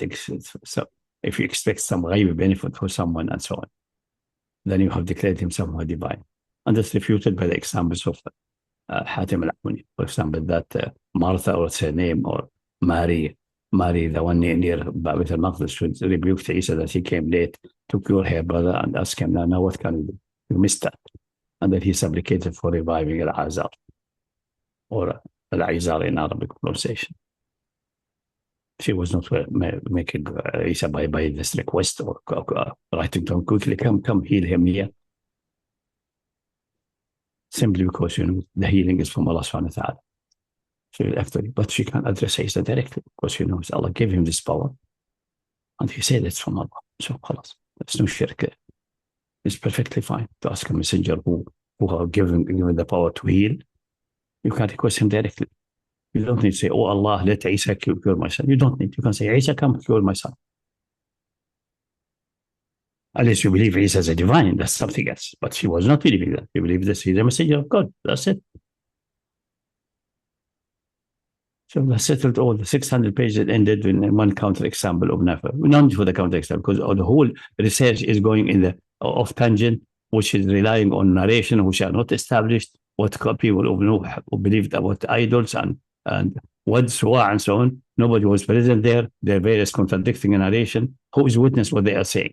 Do we have their exact wording? Do we have their exact writing? They have no writing at the time. We say their exact wording we don't have. So how can you put anything from something which is unknown historically?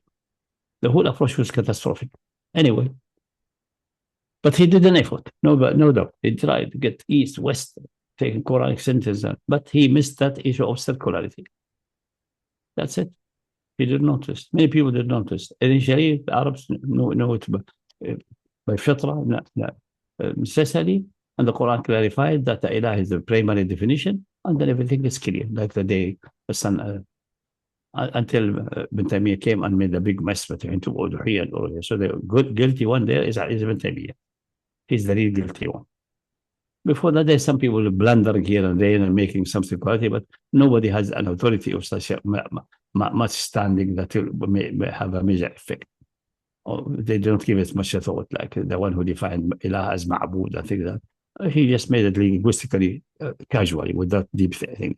But the one who developed a complete theory about that, attack Sufi, attack this, and so on, and wrote volumes about that is Ibn Taymiyyah. So he started this calamity. But he was still cautious and scholarly enough not to fall in the complete disaster of Ibn Abdul Wahhab.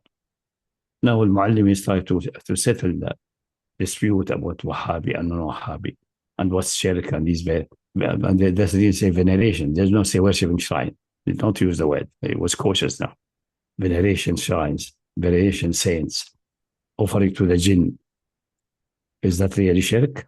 Meaning that you are doing ibadah, because shirk is worshipping worshipping someone beside Allah. That's the definition. There's no other definition. That's definitely well established. And nobody can cross over that. What's the meaning of shirk? Is someone who worships someone beside Allah. Is that shirk or not shirk? And then, but when he gets there, he makes the blunder about ibadah. Just hold on these three at this point. Either ilah is primary and ibadah is acts or whatever coming from humans toward this ilah, but we have to define ilah independently from human acts. That's ayat al-tamana. That's it.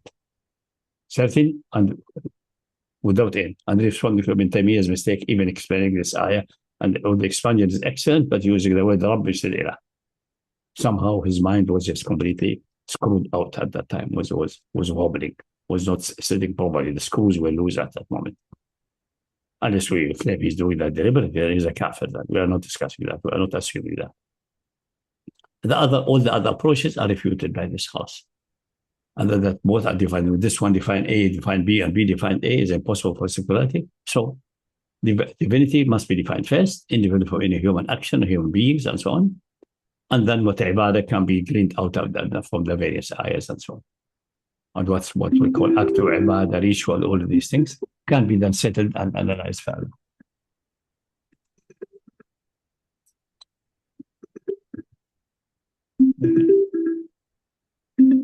It has a habit to call always al-halaqa. This O2. Oxygen. Okay, carry on. Bismillah. Okay. So that settles. I think that's settled things. As I said, I missed that linguistic point, which delayed things a little bit, but didn't make major problems. Could have been made things more precise, more clear, and more structured, which we'll do it, inshallah, in the next final, so, quote unquote, because only Allah knows it will ever be final, but I think it could be almost semi-final. Because now with 25 years of development, I think it's more than, even more, over 30 years of development, I think it should get us, I think this fundamental concept should get us almost 100%. Maybe no human we can get something 100% absolute. Only Allah had comprehension, but 99.99 is pure enough. That's gold, pure gold. 99.999, 3 nines. 2 before the comma and 3 after, 5 nines. 99.999%. That will be pure gold. No more purity than that can be requested. That's the purity we use in the markets and so on. Not the purity used by physicists and so on when they do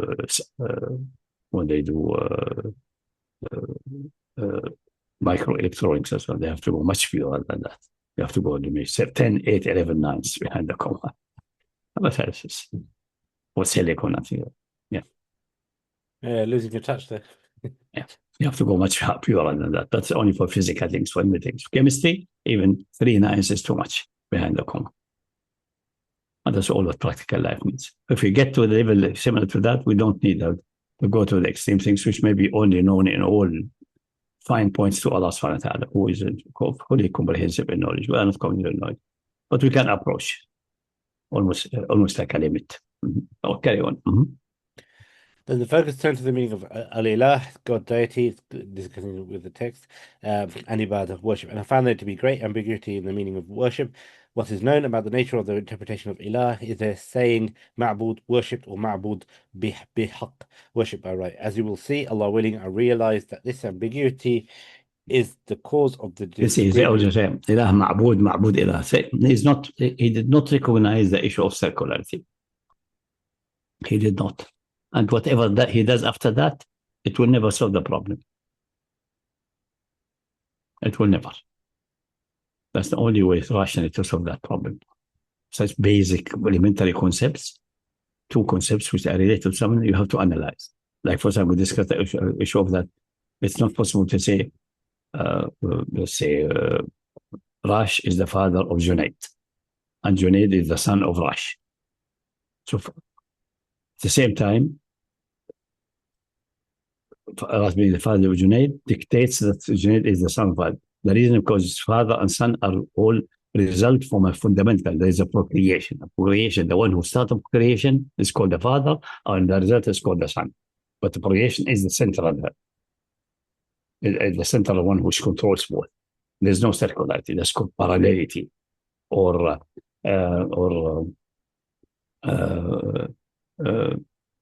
what they call it in English and Arabic, tahsil hasil. It's like saying water is water. It's defining thing by itself. Water is that what I point to. That's tahsil hasil. That's something self-evident. I don't need definition. A definition will be, if I go to the chemistry, water is H2O. That's water is this H2O. What H2O? H2O is a composition of hydrogen, oxygen, and so on. That will be probably done. But that's all not circular. But ibadah and ma'bud, Rabb, ma'bud, and so on, that becomes circular. Because they're two basic concepts. And there's nothing third outside there which produces both simultaneously. To say that ilah ma'bud and wal ilah. No, it is not. Each one depending on the other. That's impossible. So one must be the independent one and the other depending upon it. That's not the solution for this. But it is because it's so in fitra, so easily, you get fooled.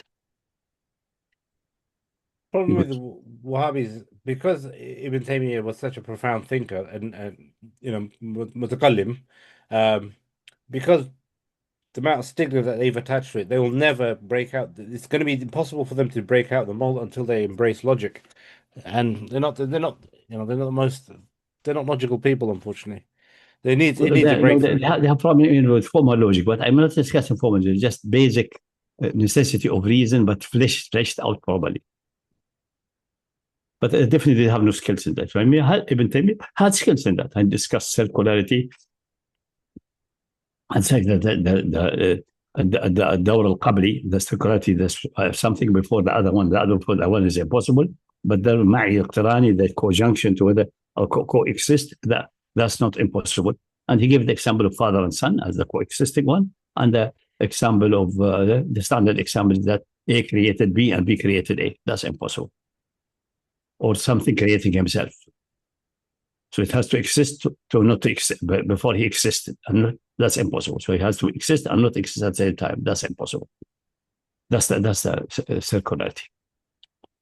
That's the usual called vicious circularity. And then you can't fool the mental vision by instead of going the vicious circularity, A created self, or A is created B, or A created B, or B created A, by inserting a C between A and B. But still the circularity is there. Insert one more, and then insert, become behind the horizon of vision. And you go to infinite regress thing, it can be infinite regress. But infinite regress is also essentially a hidden vicious circularity. But displayed to the mind and to the linguistically as if it is an infinite. It can't be. It must close in the back. It's like someone saying, that's far away, that until behind the horizon, I cannot see it. The ship is not there. The ship is there, but you can't see it because the earth is curved.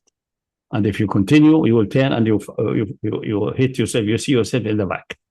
If you take it really exactly circular, looking over the horizon, the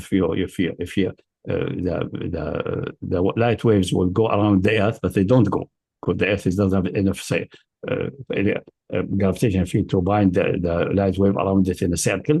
You would see your own back. without mirrors, just go, but that's not possible. The gravitation is not enough for that. It's the way the vision that we play with it. But there's another evidence that infinite regress is impossible. Most people say you feel it immediately, that can't be possible. But there are evidence for that also. While vision circularity is immediately, you see it immediately, your internal immediately explode. No, that's not possible. While infinite regress need a little bit of pondering, because going to infinity may trick the mind, get you confused, get you behind the horizon, because the human mind is not a perfect mind. It cannot see in a controlling way over the infinity. It cannot. So it sees only a section, and the other one is behind the horizon. That's what fools you. But that is philosophical. I'm not going on that. But in that case, ibadah is not this actually for the first time. But recognizing that there's a circularity and immediately recognize it, they failed. They absolutely failed.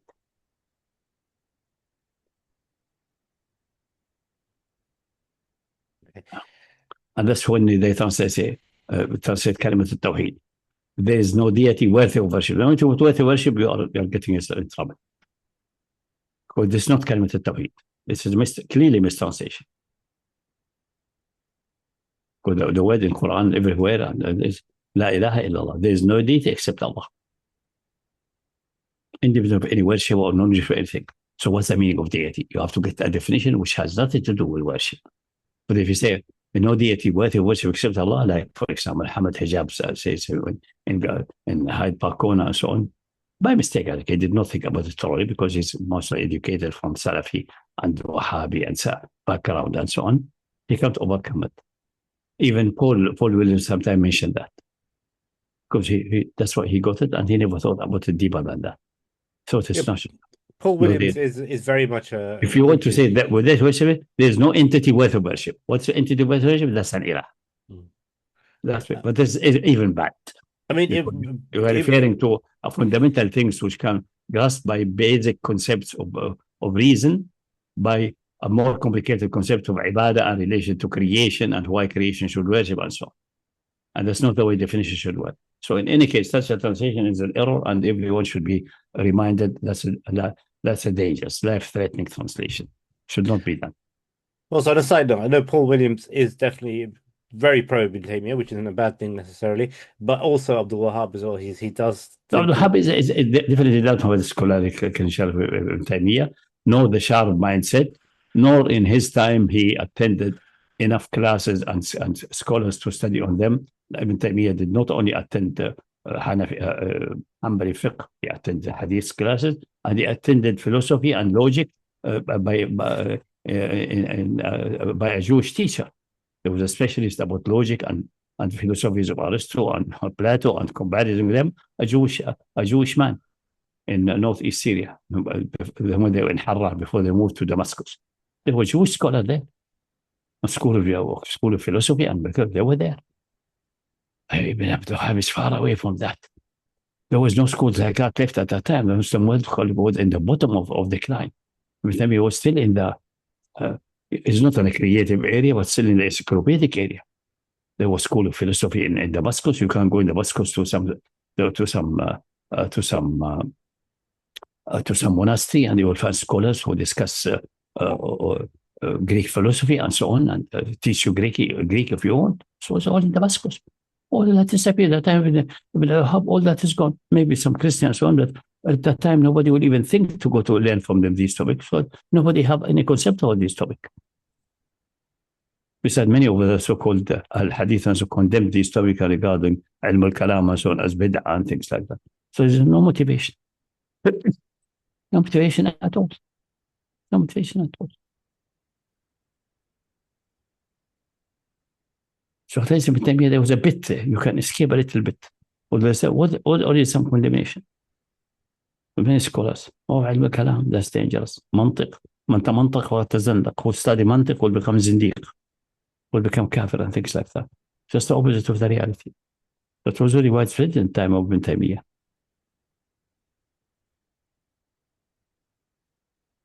But not to the time, in the time of Ibn Abdul Wahhab. The Muslim world is finished, it's gone. 2 centuries of printing, printing press was prohibited when it emerged for 3 centuries. Ibn Wahab is in the 3rd century of that. 2 centuries before him, everything is available in handwriting, and nothing printed. Only Jews and Christians were allowed to print their own books, no Islamic books, no Arabic books, only your books and in your own language. Imagine the catastrophe. I hate the Muslim world because of this behavior of the Maulana Mufti Diyar, the Mufti of Islam in Istanbul. Broke the back of the Muslim Ummah by such a fatwa. Imagine. 3 centuries until the first one came by force. It was the first one, I think, was brought by Napoleon when he occupied Egypt.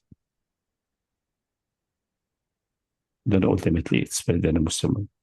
So we missed 3 full centuries. It's about 1800, 1700, and the printing press was 1500, 1600, 1700, 1800. 3 full centuries, almost full. Or less a quarter, maybe. No, it's actually 3 full centuries. Because Gutenberg invented it or reinvented it in 1506. We're not discussing if he's the first one, because actually the printing press of Gutenberg is maybe his own invention creatively, or maybe he copied it from what was available in Samarkand. They were before that, half a century or a century before, full page printing the same way of Gutenberg. Maybe he came to know that and attributed to himself, or was afraid if he attributed to Muslims, the people in Europe at that time, they were stuck in their medieval mindset and behind the Iron Curtain, they would have rejected it. So he attributed to himself just to get away with it. I'm not going to claim he's a plagiarist. Or maybe it sparked in his mind, who said that 2 minds separated by a century or half a century will not spark the same idea. It happened, completely independent. Can't happen. Can't perfectly happen. So, but that was that around 1500 until 1800, when Napoleon was in Egypt. There was no permission. Jews and Christians applied to the Khalifa and so on to exception, and the condition was that yes, only your own books, not in Arabic, not this, depriving the Arabic and the Turkish world and the Muslim world from any intellectual development and progress. Imagine if that had happened at the same time, like in Europe, where we have been now. Completely unimaginable, but that's all gone. Okay, continue with the text. I realize that this ambiguity is the cause of disagreement and that the danger is greater than anticipated. For ignorance of the meaning of deity necessitates ignorance of the meaning of the Shahada. There is no God but Allah, which is forbidden, which is the foundation of Islam and the foundation of all true divine laws before it. And the Exalted said, we never sent any messenger before you, Muhammad, without revealing to him, there is no God but me, so serve me. That's 21:25. Continue, and this is now your statement. In the introduction to the book, Nuqbat al-Fawaid min al-Usul wal al-Qawaid, again, back to the book, I have compiled a treatise investigating the meaning of al-Ibadah, worship, and al-Ilah, God, deity, to clarify the meaning of the wording of Tawheed, there is no God but Allah, and to elucidate what constitutes the deification and worship of others besides Allah, the Almighty, and shirk with Him, and what does not. I tried to comprehensively examine this matter. And that's... So that's the Muallim is trying his best. Yeah. The method of investigation is to look at what those people believe regarding these things and how they venerated them. When this becomes clear to us, we know that this belief and veneration is that's where he went astray. What we venerated, what is it, and so on. That's not. We don't need that. You just need only the Quran and just a linguistic meaning of abd and ibadah, and that's done. Everything is gone. And recognize the fundamental the fundamental issue that ibadah and ilah seems to be interacting with each other somehow, like some circularity. Is a circle or not? Which one is primary, which is secondary, or they all of them primary? All the primary is impossible, so it's one of them is primary. What's the primary? Is ibadah or I say ibadah is the primary, and ilah is the secondary. With the result, what we know there. Quran says no, ilah is the primary, and also the shahada itself, because to enter Islam, say la ilaha illallah, that's enough. Before even thinking about worship or non-worship, there's no deity extra. What's deity? Ayat al-Tamanu explain. You don't go to explain deity by going but who worship and who don't worship, what the people know thought or not. So that's all irrelevant. And I give you the key. What all the people do and think, don't worry about that. That's the meaning of Ilah. Either a divine son, assuming that Ilah can procreate and so on, that is refuted by various other means, and an entity which can create and go independent. And this definition is wide enough. It doesn't need even to postulate eternity or necessary existence. It can apply to jinn, because they can do harm and run away from Allah. That gives them some divine attributes. It's a limited one, but that's make them divine in that sense. So all acts directed to them can be classified as from the category of ibadah. After establishing that they have their existence, and they obviously don't exist like that. This is just in the people's imagination, but it doesn't matter.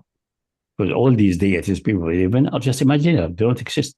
But by definition, they are gods for them. And believing in them is shirk.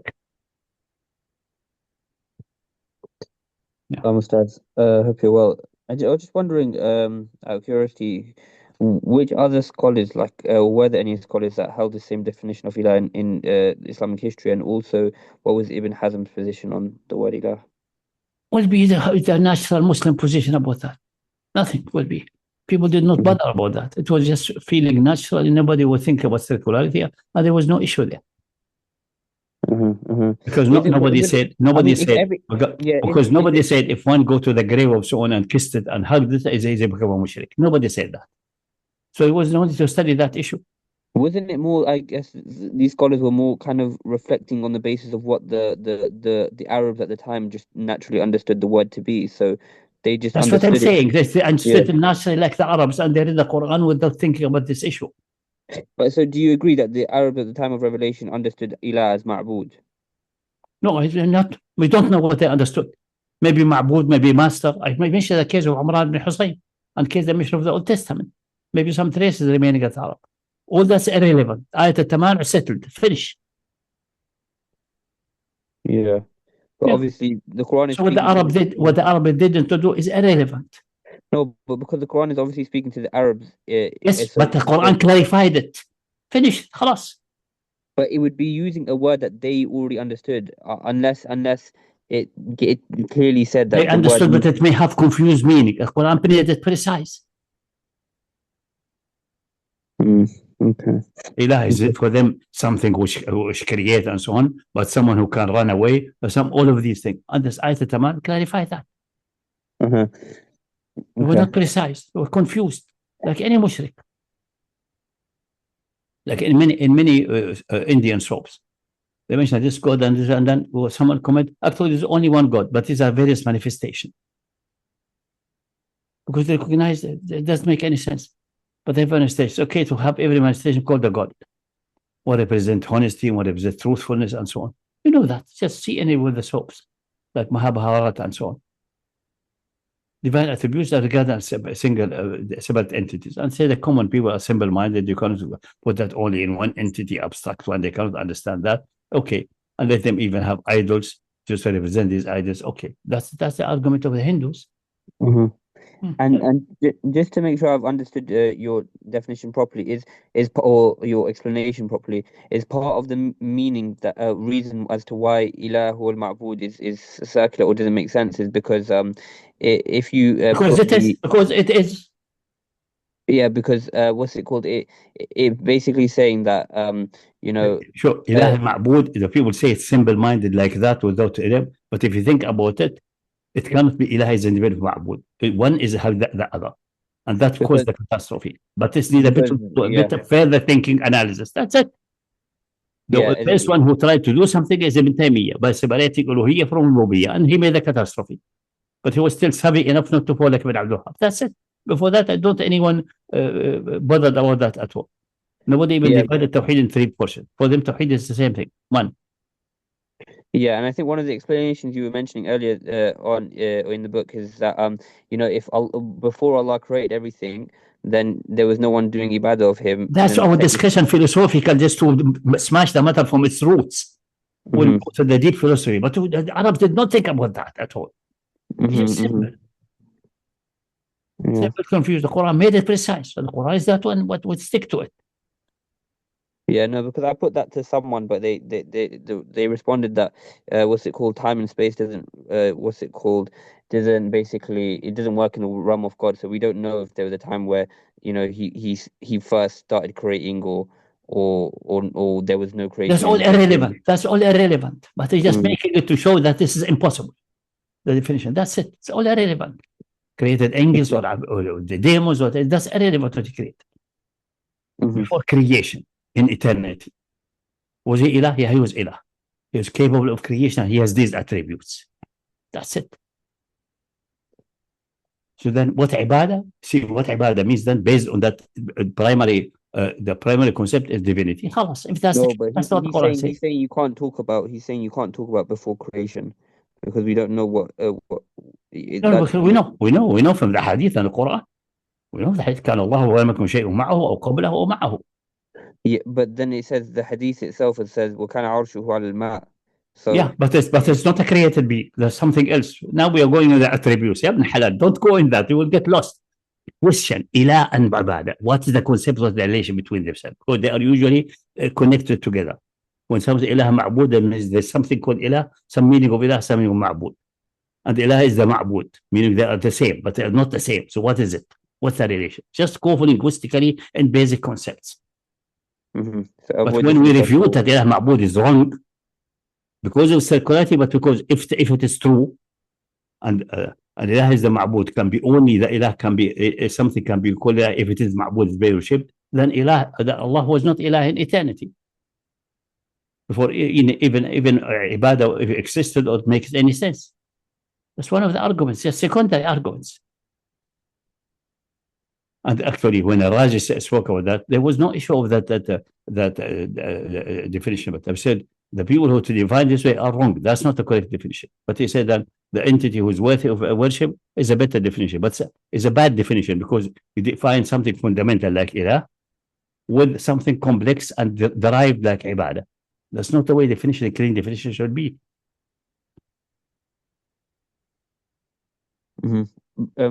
Yeah. Is ibadah only for like beings like uqala? It doesn't matter uqala or not uqala. It's ibadah is something derived. That's all what we need. For uqala and non-uqala, that's the discussion of Razi, that if we say it's something worthy of worship, say then because ibadah cannot be expressed from something who can do ibadah, which is uqala. But I'm just thinking, so if the throne, then Razi is right. Then Allah is not the ilah for the mentally and for the animals, but that's not true. He's ilah for everything. Yeah.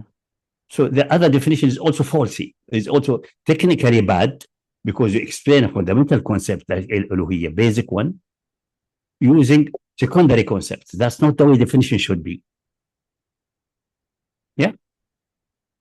Okay. It's not the way definition. That's a bad definition. It's not only a bad definition, it entails impossibility.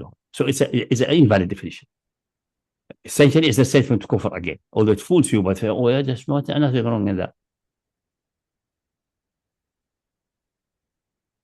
Yeah, you're right. Go again. Okay. Yeah.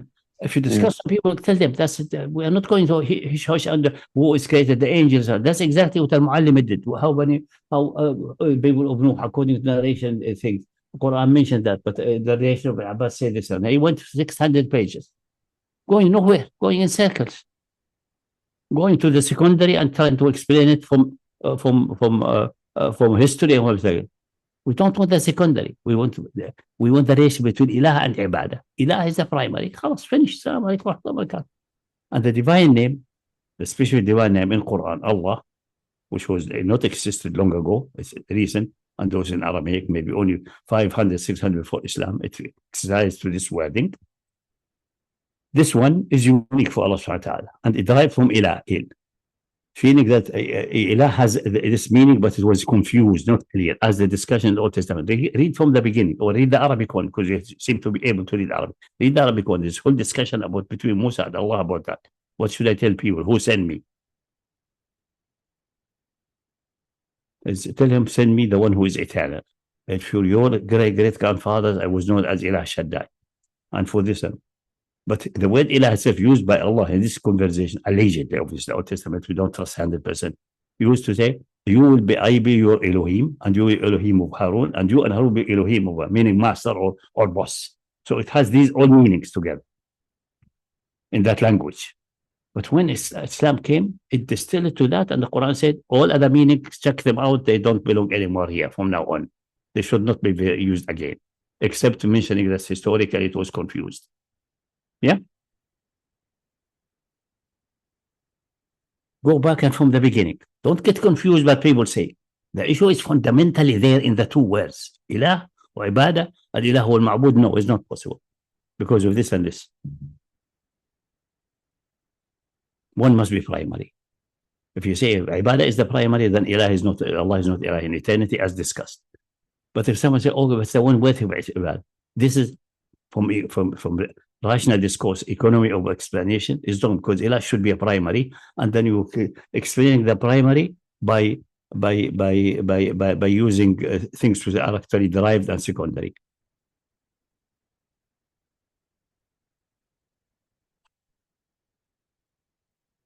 Doesn't work for rational economy, from beauty of the. But then Al-Razi detected that will imply then, because it's not, because no worship can happen from mental and from animal and so on in that sense, and when we mention which we are concerned about, which make you mushrik if you give it to someone beside Allah, it cannot. Then Allah is not enough for them, but it's impossible. He's ilah of everything, ilah in eternity, for all eternity, for everyone. So it must be something intrinsic, unrelated to any creation or anything like that. Simple. Came up. That's either Taman, I tell you. Just stick to that. Is this a reasonable analogy as well? If I was to say, what is a cat? I'll say it's got 4 legs, it's furry, that's an attempt to describe with other things, but the real if I finish the analogy, if I was to say furry, not all cats are furry. So if I produce a cat without hair, it's still a cat, because that's not the intrinsic definition. The intrinsic definition in this case is ilah, uncreated, the initiator of everything. Being worshipped, for example, the only definition to define a cat, for example, or a cow is to point to one. That's his definition by pointing, showing an example. That's the correct definition.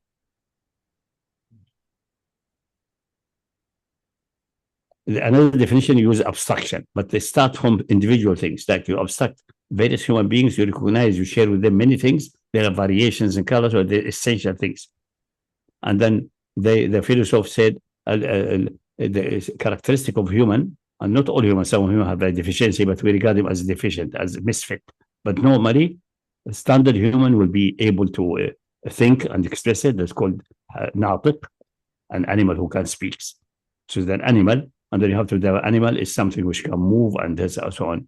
And then it's a living thing. A living thing is just we grow and so on, like plants. And then you go to the this is the way Aristotle did, and that has its own problem, that it is you start the definition with things were abstracted from individual things, and they call it by mahiyya. What is he? But it's only if you have multiple items and you have extracted. Where did the mahiyya come from? By extraction from the reality. Or Plato say it is some kind of ideas, eternal ideas, which our mind see them in a confused way. But this has its own problem. What I mean is ideas in some eternal ideas. Ideas are not entity. So someone could say he means what is in the mind or in the knowledge of Allah in eternity. And based on that knowledge, he created things. And in that case, you may get away, but we have to establish first there's Allah, there's eternity, and so on. So the approach of Aristotle is the problem is good for science, good for developing epistemology for real things. But the moment you want to go really to the necessity existing and things like that, you end in trouble. Because these categories and so on are derived from experience. So you have to start with experience. And then the question, these things, what they are. And the only experience you can trust 100% by necessity, by itself, is experience that you're conscious of yourself. You start from your self-consciousness. That approach, nobody did that in an extensive way except Al-Ghazali, just to overcome the initial doubt. And Descartes said, the ultimate thing we can end with is Kegoti ergo sum. I'm conscious of myself. He formulated as if it's a logical conclusion. It's not a logical conclusion. The formulation is wrong. But say, I am conscious of myself, that's the meaning I exist. It's the same thing. I cannot distinguish that. It's too fundamental. I'm conscious of myself, so I exist. And from that, to have my own existence, I derive that other existence bit by bit. But nobody did it systematically like that, which we are rational approach. Only a bit of it. Some philosophers did it, but most of them just went, okay, we are, that's the starting point. We have certainty. The external world exists because it's stable and so on, like you can't say. And then he went down in the categories instead of starting from there and dig a little bit deeper. But leave that, we're going to too philosophical about things. We have the situation with Ilah and Ibadah, Quran clear, and the Arab language. So why are we going that far? We don't need to go that far. They went too far. They went astray when they did not know Ilah Ma'bud cannot work. And that Ilah is the primary. And they neglected Ayat al-Tamanu. And Ibn Taymiyyah was so blind, the Ayat al-Tamanu, he developed the argument in full exactness. Like we have it, summary in the book of Tawheed. I said this, the summary exactly Ibn Taymiyyah, with one difference. Everywhere Ibn Taymiyyah in all his expansion, about 2-3 pages, which are perfect almost, flawless, like a mathematical proof. There's only one mistake and one blunder, which is a catastrophic blunder. Everywhere he used the word Rabb instead of Ilah. But the ayah says Ilah. So why use Ilah? Finish. Yeah. It's No, I only brought up the philosophical point because you mentioned about That's why he finished himself. Yeah, you mentioned. Unless he say Rabb here means exactly Ilah, why don't use the word, use the Quran? Because he got stuck in other places. Say sometimes Rabb and Ilah are the same. Sometimes they differ. It doesn't play like this. Sometimes which times it's, which is not, and how it relate to each other. He glossed over it because somehow, for some reason, you don't know psychological sense, he wanted to ban some of Sufi. That's the problem. And make them mushrik. That's the issue. That's all. It seems to be. It's because of desire. Not following rationality, following desire. Not letting the reality of things or the well-established things guide him. Let some desire in his heart for some whatever reason, maybe an experience of the youth, maybe something like that, guide him. Yeah. So that's when you follow desire. It is difficult to get away from that, but you have to think, am I doing that because I've certain intent to prove something, or is it the reality? Like you have to question yourself. The problem you questioning yourself is not done more frequently. You start having something i'jab bin nafs, and seem to be, if you read Ibn Taymiyyah, you see between the lines there's a plenty of i'jab of nafs. That's the disease. The same disease of the Khawarij, i'jab of nafs. Regarding yourself as superior to the others or more intelligent than the other, or the moment you do that, you will get in the devil's kitchen. The moment you start, it's gone. It's gone. No, I may be mistaken. And that's the reason when the Shia said, look, Umar, he says he wishes that he's the last one who go from the hellfire to Jannah. He's admitting that he's sinful and committing crimes. No, he's self-critical. He knows he's one of the writers of the hadith of the people of Badr are guaranteed Allah's forgiveness, whatever they do. I mean, Allah is guaranteed that they will repent, etc. But he is not relying on that. He's not relying on that. He's so self-critical that he's afraid. That's what let you commit less blunder than the others. Yeah. I only went into But you think you are infallible and you are the superior to the others, that will, in most cases, will break your leg. Anyway, but we're discussing the psychology of the man. The reality is that his expansion is there in his books. I copied it exactly. The only thing I did is replace this word Rabb al-Ilah as in the ayah says. That's it. And they ask about that. Why don't you use the word in the ayah? And his follower will say, oh, in that situation, it's the same. Yeah, but it's improper. When you develop with this, mention the ayah and then develop with the word Rabb. After that, you can say, Ilah here means the same, Rabb, the creator, and so on. We may agree with you with that. But there's some disease there, which blinded him from seeing that it's improper to use the other word. Because they're not exactly the same every time. They're sometimes exactly, sometimes not. So when and why, what's the situation? He never explained clearly. He just waved it aside and said, Ilah and Rabb sometimes Uluhiyya and Rububiyyah, sometimes they synchronize exactly the same, sometimes they differ, sometimes they asynchronize and so on. Which times and how? He never did. Yeah.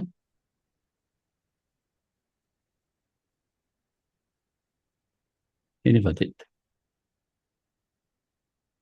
So it comes from that. It comes from some kind of something in the heart, something in the mind, some doubt happens, or a spark, or some desire, or something like that. Ibn Abdul Wahhab, most like he read Ibn Taymiyyah, he was impressed. Ibn Taymiyyah is excellent in sophistry. No doubt. He has. We can get some of his text one day and show you how much sophistry and playing around with games. Sometimes in a disgusting way. But Ibn Abdul Wahhab is simple, most likely very innocent and simple-minded. And he admired this man and the volume of his writing. He writes enormous amount. And he was so fast in writing that sometimes the whole line is connected. In Arabic, the letters are connected word by word, but not. He's so fast. He doesn't lift the pen that word is connected to the other one. You see, faint connected. The whole line is connected as if it's one word. Because he's fast writing. Enormous production. So you cannot save yourself from getting impressed by this man. And also in his time, his confrontation with the fuqaha, in the issue of divorce, the issue of this and so on, his courage going into prison, all of that give you an impression. So he admired the man, and that blinded him. And then his mental capability and the level of scholarship is much lower. And then he saw certain things like uluhiyya and rububiyyah and regarded that as absolute, and then obviously he polished it further. What before that was like semi-crystalline became now sharp crystal, which cuts like a sword. That's what happened. The Wahhabi way became like a sword. Cutting. It was not a sword. It was still made with some injury, but not deadly. Now it became deadly. It was like a dull flat steel, but not sharpened yet. Ibn Abdul Wahhab, because simple-mindedness and the ability to see all the precautions Ibn Taymiyyah having here and there, he polished it further, and then just any touch will cut everything. Sarata will cut everything dead. And he ended in this trap. That's it. That's history. But that's it. But we have the Quran, and we have these basic discussions. Enough for us. We don't know to justification why Ibn Taymiyyah. But before Ibn Taymiyyah, nobody have this triplet one. That's the reason they are desperate to show that the Salaf have such a triplet. And something faintly looks like a division of Tawheed by Abu Yusuf, the student of Abu Hanifa. They quote that. And I think I quoted somewhere in the book. They are desperate, and it has nothing to do with this. But because, say, 1, 2, 3, he said, oh, this is the Qismat Thulathiyya. They're desperate to find someone more ancient than Ibn Taymiyyah. Ibn Taymiyyah is not desperate. He said, until the time of Ibn Taymiyyah, there was no shirk. Suddenly, after Ibn Taymiyyah, everyone became mushrik. They say in the last 600 years. All the first 600 years, there was no shirk yet. You say that explicit, which is obviously absurd. Because many of the Salaf are doing things which he himself they get to be shirk.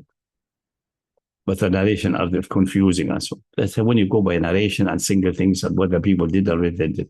Instead, the clear way, the book of Allah, just read it and analyze it properly on its own merits. Make him the leader. Don't make yourself the leader, nor make Ibn Taymiyyah a leader. Let the book of Allah lead you. Genuinely. And that's exactly what happened.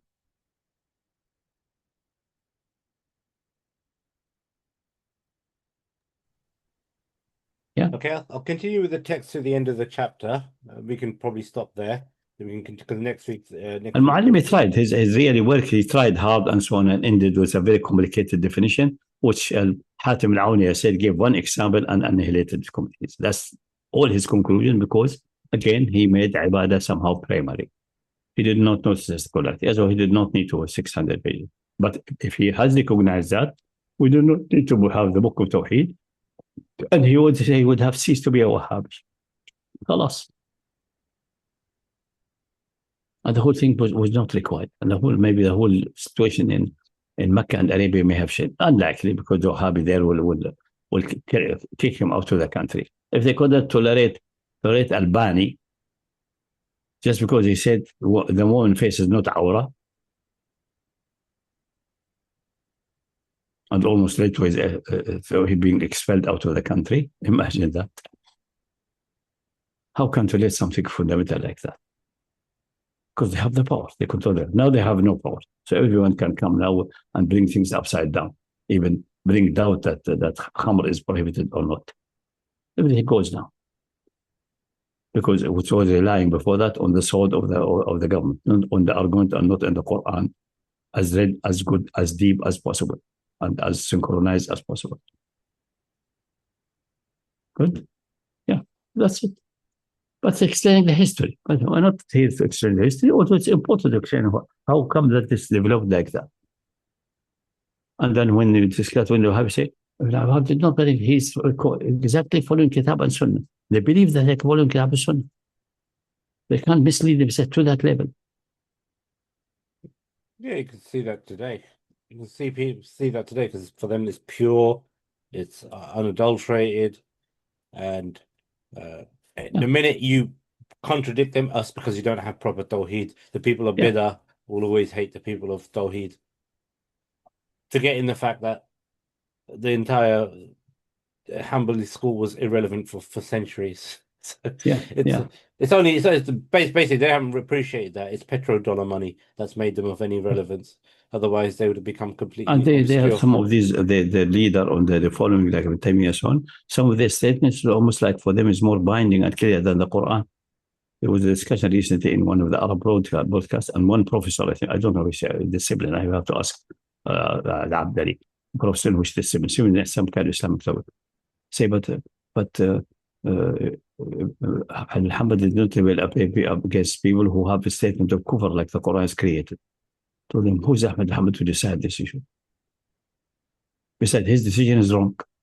Most scholars at the time say, we don't know if it's created or not created, or not discuss it. It's Kalam Allah, don't bother about Kalam Allah is created or not. And he said, this professor said, and this is Aqidah Kufriya. This is a kufr statement. Just because Ahmed said, Ahmed bin Hanbal said it. It's just utterly absurd. They follow me. And they have this myth. Allah supported Islam by Abu Bakr in Ridda and Ahmed bin Hanbal in Mihna. No, there's no comparison.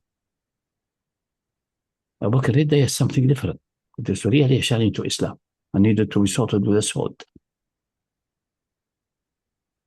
Ahmed bin Hanbal did not sort. What was Mihna? It's nothing. It was nonsense. All of it was essentially nonsense. It was blunder of some scholars, blunder of some rulers for other motivation. It has nothing to do with Quran being created or not created.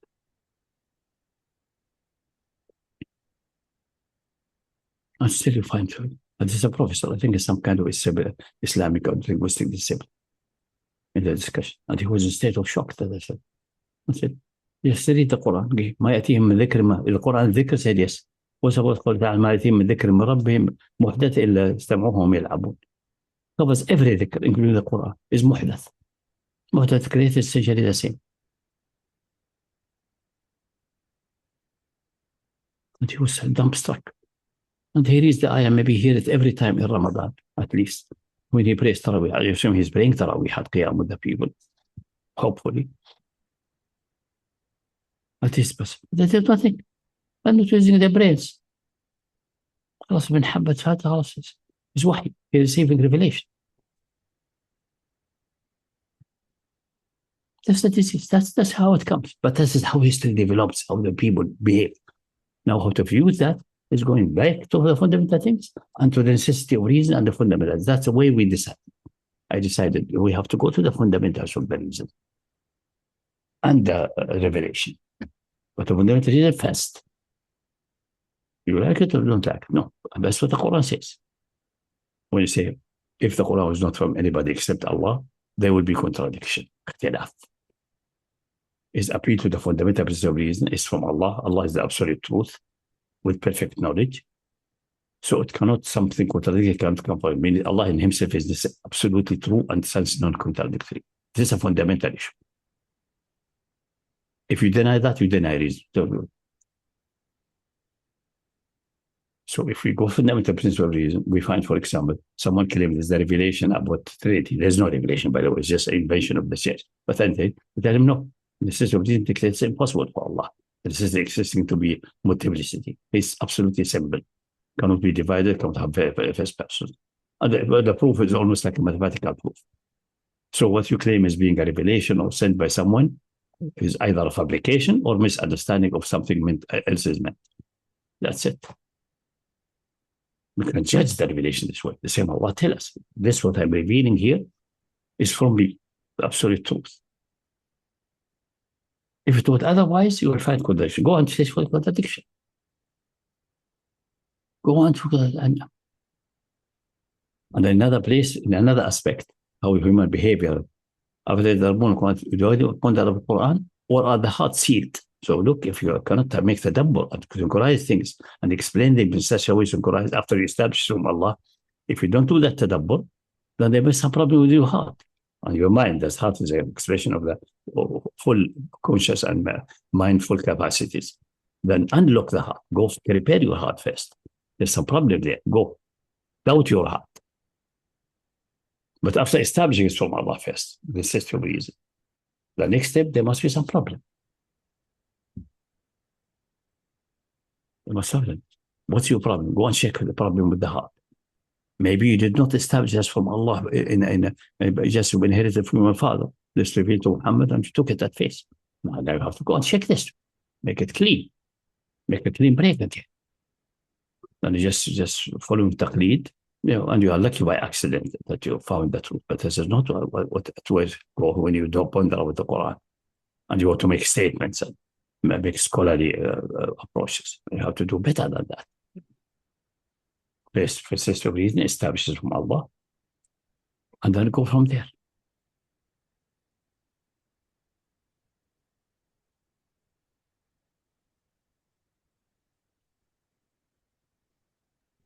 Ustaz, when I was talking about obviously I was only mentioning the philosophical things because you brought it up in your book, and so I know the other view obviously with regards to, let's say, Allah has always been creating, yeah.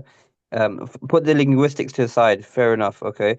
Let's This is not always creating, yeah, from eternity on. Yeah, from eternity, basically. Yeah. And so if he's always created from eternity, then there's always creation. And even if that creation is not inanimate, always, not in eternity. Infinitesimally after eternity. That you have to do that. If you want to study that, you have to master the mathematics of infinite limits and so on.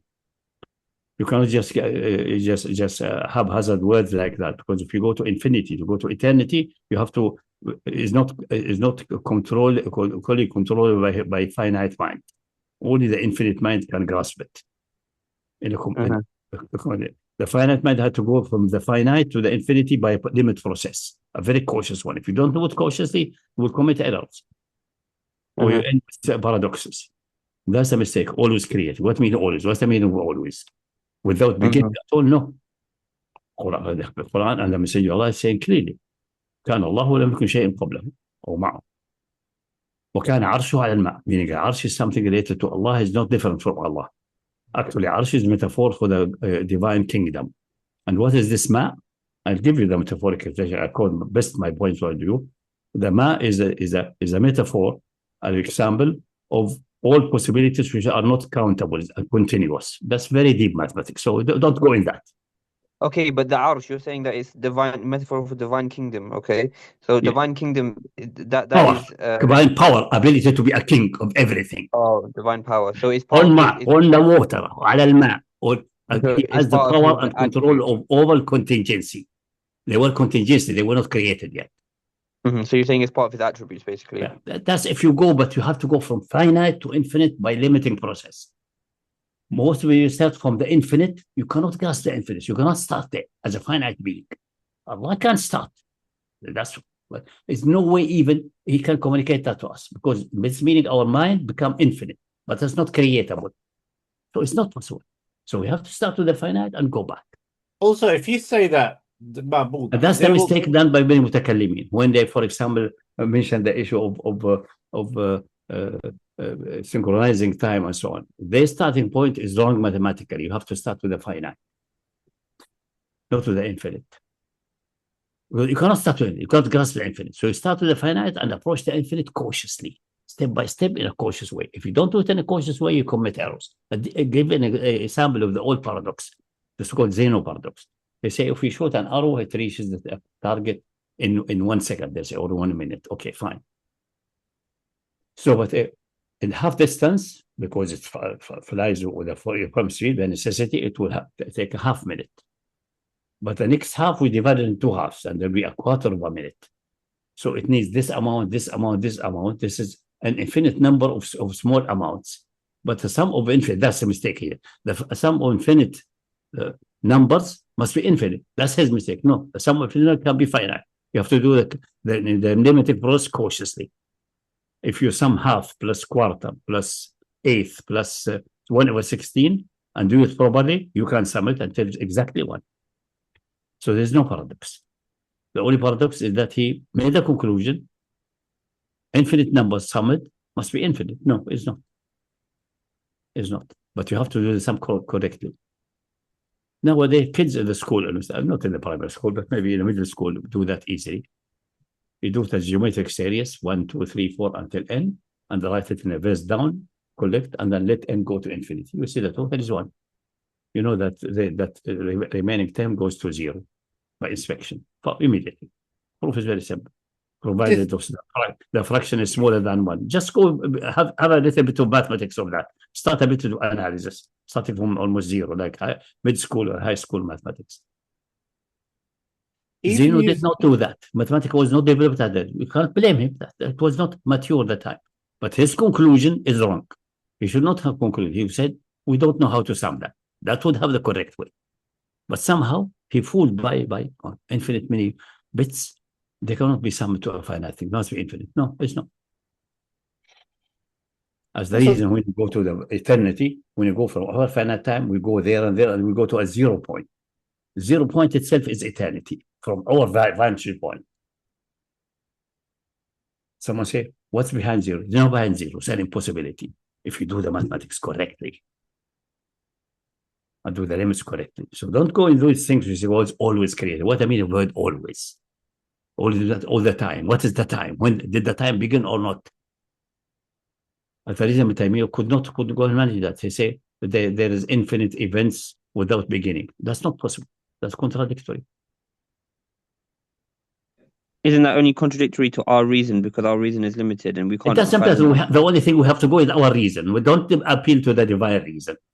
The divine will tell you what his reason if it's terrible. Maybe it's not terrible. And he told you in the Quran.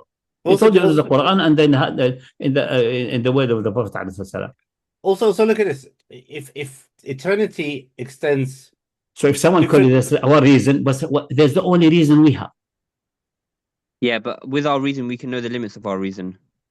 No, we know that's from the limits of our reason. That's a majesty. We know it is limited, but we know how to slowly approach infinity.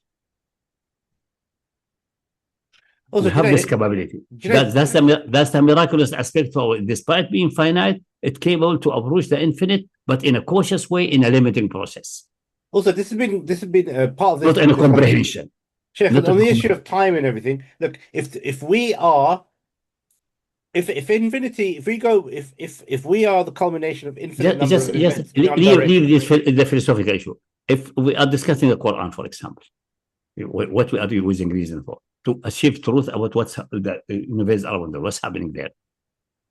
Quran seems to be miraculous and so on. Okay, we are analyzing. The Quran itself says, if it would have from anybody except Allah, it will have contradiction, meaning the potential of contradiction is absolute. Take that and build on it.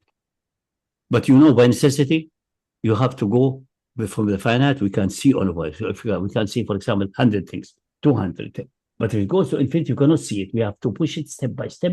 And if you compare 2 infinities, we have to start from the beginning, which we understand. And the second stage equals second. That's when we count something. When you count, for example, what's the meaning of this bag of oranges have 20 oranges? That we put one orange label with number 1, second one number 2, second number 3, second number 3 until 20. Now, question. Because for each number, you can imagine adding one more. and more and more and more. This is the process. If we do it cautiously, we can compare even infinite sets, but we have to start from this where we can start. That's from the finite, not from the infinite. So don't start in the infinity was always creation. What's the meaning of always? Okay, let me digest that, inshallah. I'll leave it for today. And then that's the reason I say go and get it. a bit of, if you have never studied mathematics and geometric series and things like that, limits, you have to do that. Okay. And so that's everywhere, all the subtitles presented simply and axiomatically relying on your perception. But if you go deeper, you see everywhere they start with the finite. And they go to infinite in a very structured process, well-described process, controlled process. Well, just a couple of things to add to this. So if we are... Even there are philosophers think that infinite set do not exist, it's just a process. Okay, even it's a process, we give the process the name as if it's an entity. It's actually referring to a process. But in that case, still you have to do it cautiously. That's Paul's point of view. That's he was objecting to the set theory of Cantor, saying, listen, we cannot comprehend the infinite and so on. It should not exist. What exists is that a process. But even if we make, say, an infinite set is just a placeholder, it's just a name for the process. The processes can be compared and can be mapped on each other, but it has to be done cautiously, one by one, bit by bit, and then increase that. Okay, it persists one by one, it persists, so we can assume it persists without limit, if it's defined properly. It takes by system of reason, without comprehending the infinite and having it inside our head at the same time. In the divine being, he can see it at the same time. Two quick ones. So, Junaid, the original premise was the fact that about Ma'bud and his relationship with the Ilah. So, even this is all related to Arab language and things we can perceive under the Arabic language, and we have the necessity of reason here. Don't go about eternity. That's an extra argument to show that there's a contradiction there. But even assuming that, so look, even if Allah created everything, He created time, and then a million years later, or 0.1 second later, He created a sentient the Messenger of Allah refuted the issue of created time. So neither created nor created. Time is that what we receive, ordering the divine activity. But just take this for example. Don't go in that depth. Okay. No. Now we are going to the infinity without doing the tools which you have. No, why? Okay, whatever time we're going to use, there is a point where there's not a sentient being able to worship. So Allah doesn't exist. According to this definition, that's only the argument. That's the argument of Razi to show that Allah al-Ma'bud must be internally contradictory, but we don't need that. Okay, but what I'm saying, so this person wants to say, this conversation that Junaid's been having. No, we don't need. I mentioned that. Raj, that's extra bonuses. I don't mention because we have two concepts: Ilah, Ma'bud, known from language and from historic behavior of humans. That's all under our vision and our control. There's no infinities there. Good. So they are interconnected somehow. Are they independent or interconnected? If we say interconnected, it creates circularity and contradiction. It's finished. No need to talk about eternity. First place. No need. That's enough. It's contradiction. So either Ilah is primary or Ibadah is primary. Definitely Ilah is primary because this supposed to eternal being, whatever eternity means. And Ibadah is action of created being. So that must be the primary in matter of time, whatever time. Yeah. Simple. We don't need to go in that. But if you want to discuss the issue of time and going at the beginning of time and so on, then the only thing is that to start from finite times and go cautiously. That's the reason the theory of relativity, which makes time treated like space, is faulty. It's an approximation. It will never be correct, even for its definition. Say that's what we see. The time, space, and time are relative. Relative to what? They say, okay, practically is relative. We measure relative to the fixed stars. But the fixed stars we know that they are not fixed because they move in the galaxy or relative to the center of a galaxy. But the center of the galaxy moves to relative to other. So relative to what? All the relative must end in an absolute. But the solution given by the Messenger of Allah, he tell you what it said. In a miraculous hadith. We mentioned that hadith several times, I think, casually, I think in tafsir or in other occasions of qadar. At the beginning, it says like an injunction about how to be respectful and polite in talking about Allah. Allah says, Hadith al-Qudsi, the son of Adam slander me or hates me, and it's not a problem for him to do that. In other hadith, but in this hadith. he says, what a miserable time. Damn the time. To the hell with this time. Things like that. Ya khaybat al-dahr. Yeah. That's hurting me. Why? Because I am a dahr. That's the wording of the hadith. Ana dahr. Now this is a shock. Allah is the time. Yeah. The sentence of that explains clearly. متى meaning وأنا dahr? أقلب الليل والنهار بأمري. This is what you feel as dahr, and the passage of time is this ordering of divine activity. Day after night, so activity after activity. الحديث كان الله منكم شيء معرض ثم خلق أول ما خلق الله القلم. There is first creation. It cannot be creation without beginning. It's impossible. But that's a bit a mistake. Because here, made the same mistake like here. It started with infinity. It started with the finite, which we can't control.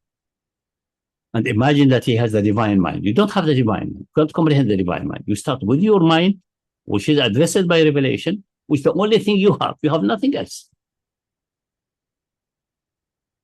And start from there. When some say that's according to our understanding, our mind, it's different to our Shara. People bring that as the argument. What do you say with in the matter of Qadar? You remember we go by touch about Qadar. When Allah says to Musa and Harun, for example, go to Fir'aun, maybe he will remember, maybe he will be pious. If the action he did later was known at that time, so certain that will happen. Only the possibility. There's no possibility. He may remember, become good, maybe continue, become even worse. These possibilities are known to Allah subhanahu wa ta'ala. There's no surprise there. If you say it is known that he will not remember us, then how come Allah tell Musa and Harun, finite being, go and so on, give them a hope? In a situation is hopeless. So he's misleading them. Or lying to them. Allah cannot mislead. If you say misleading at least. Not expressing the reality as a misleading. He may mislead someone who started trying to mislead Allah, maybe as a punishment. They plot, Allah plot against them. But they never start a plot. It's not suitable for the divine severity to being the absolute truth. So it can't be.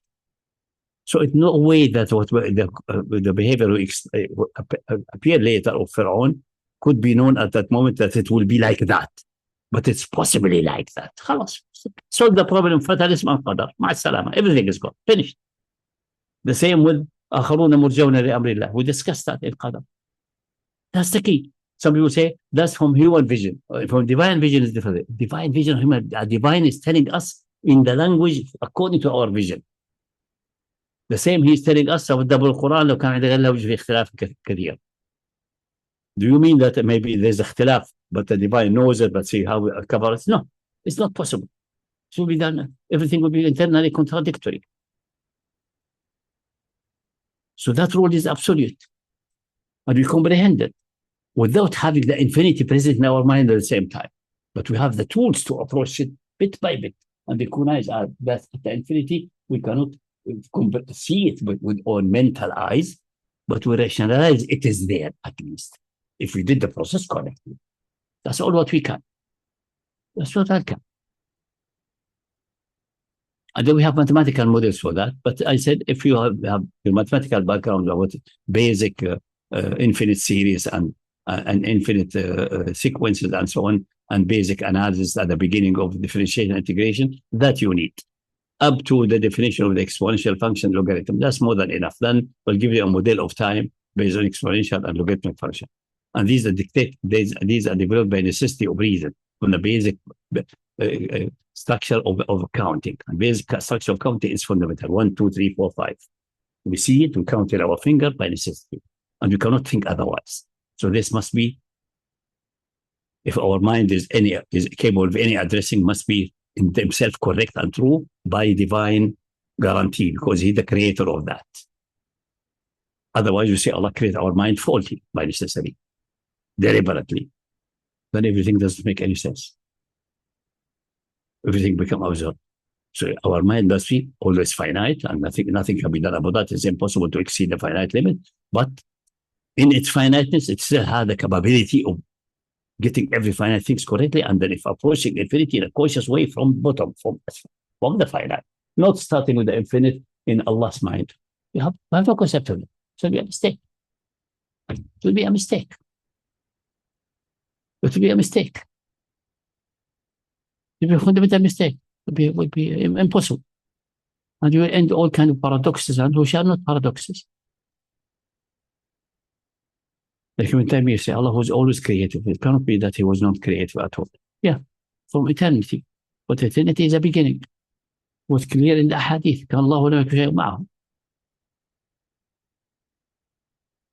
It has a beginning. And if you come from finite time, we say it is wrong. Maybe it's 13.8 billion years. Maybe it's before that. Maybe but this Big Bang is a secondary, is a previous one. But previous, there will be a initial one. So it doesn't matter if 13.8 or we have found now by observation, or there's trillions of years. It doesn't matter. It has a beginning. And then our finite will say, what's before that? There's no before. That's an impossibility. It's just in that case, it's actually a linguistic, semantic or a linguistic illusion. The same like the sentence, this statement is false. It's an illusion. There's nothing there. It's an impossibility. Phrased as a bona fide, as a proper statement, which is not a statement. The same. What's before that? There's no before. It doesn't make any sense. It's an impossibility.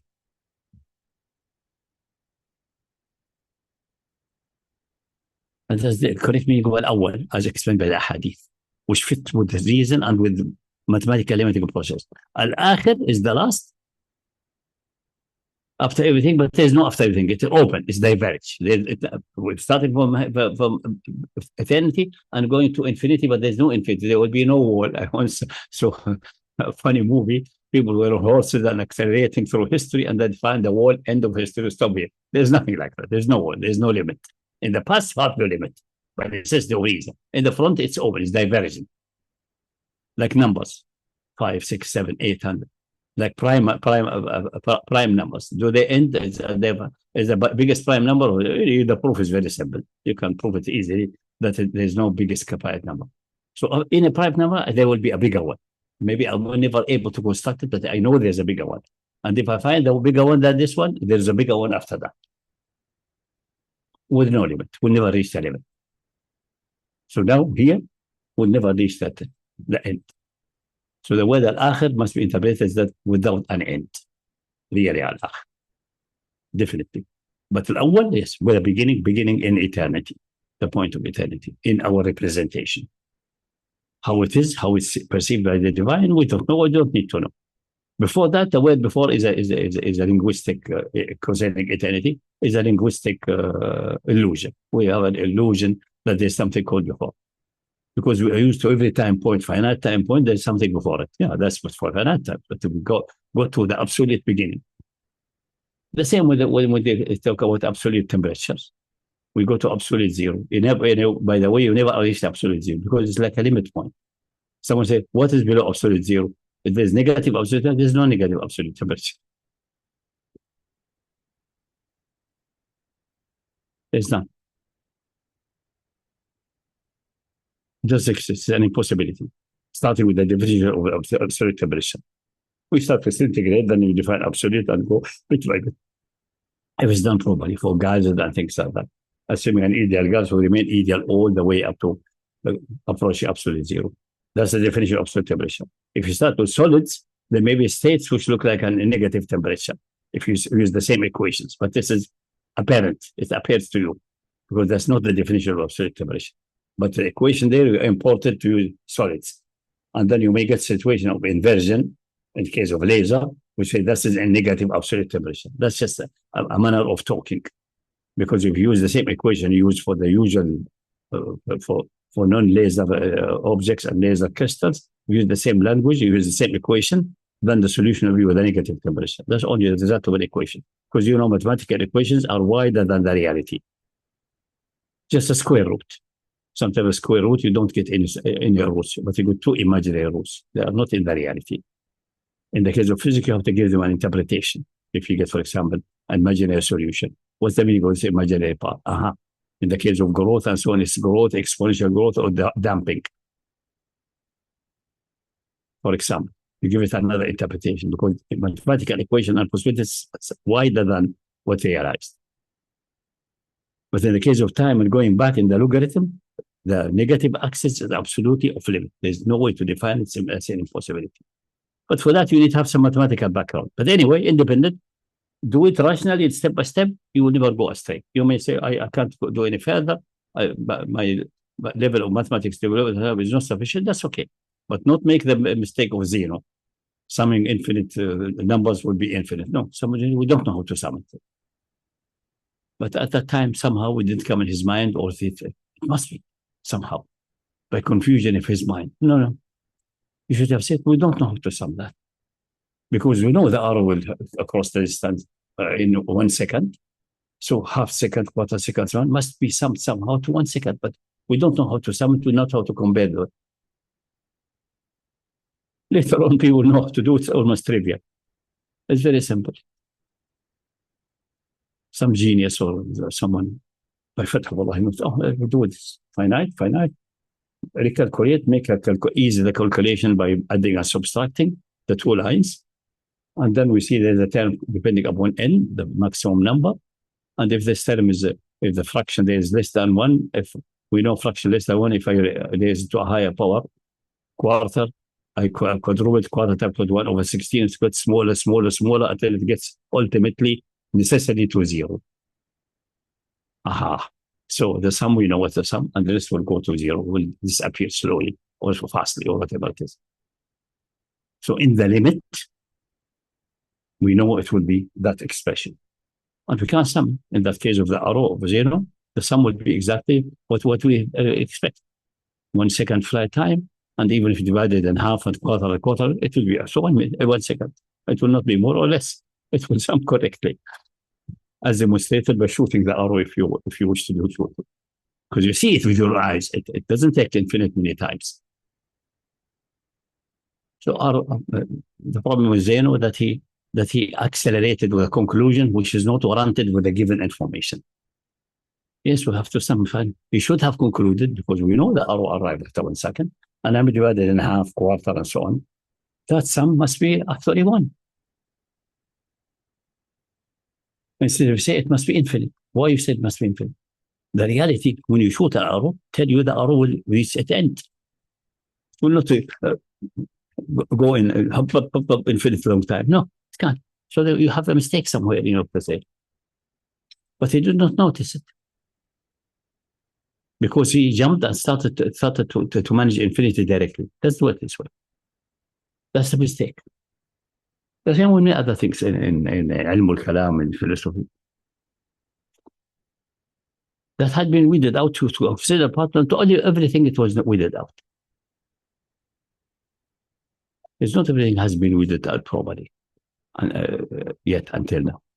Not everything has been weeded out properly. But many things, which were time past really a problem, I think they have been settled and have been weeded out now completely. But I advise if someone interested in these things at the beginning of time, always creating all of these things, which some of the Kalimin claim and so on, Ibn Taymiyyah got stuck with events without beginning all of these things. It's best to have some basic mathematics, not just arithmetics, finite arithmetic, but also go through the issues of limits. Just enough to go series, sequences, continuous functions and differentiable functions, how to differentiate, how to integrate, and also a bit of basic understanding of the most important function like logarithm, like exponential functions, and like sine and cosine. That much of analysis would give you a basic beginning. You can build on that confidently these issues with time and so on.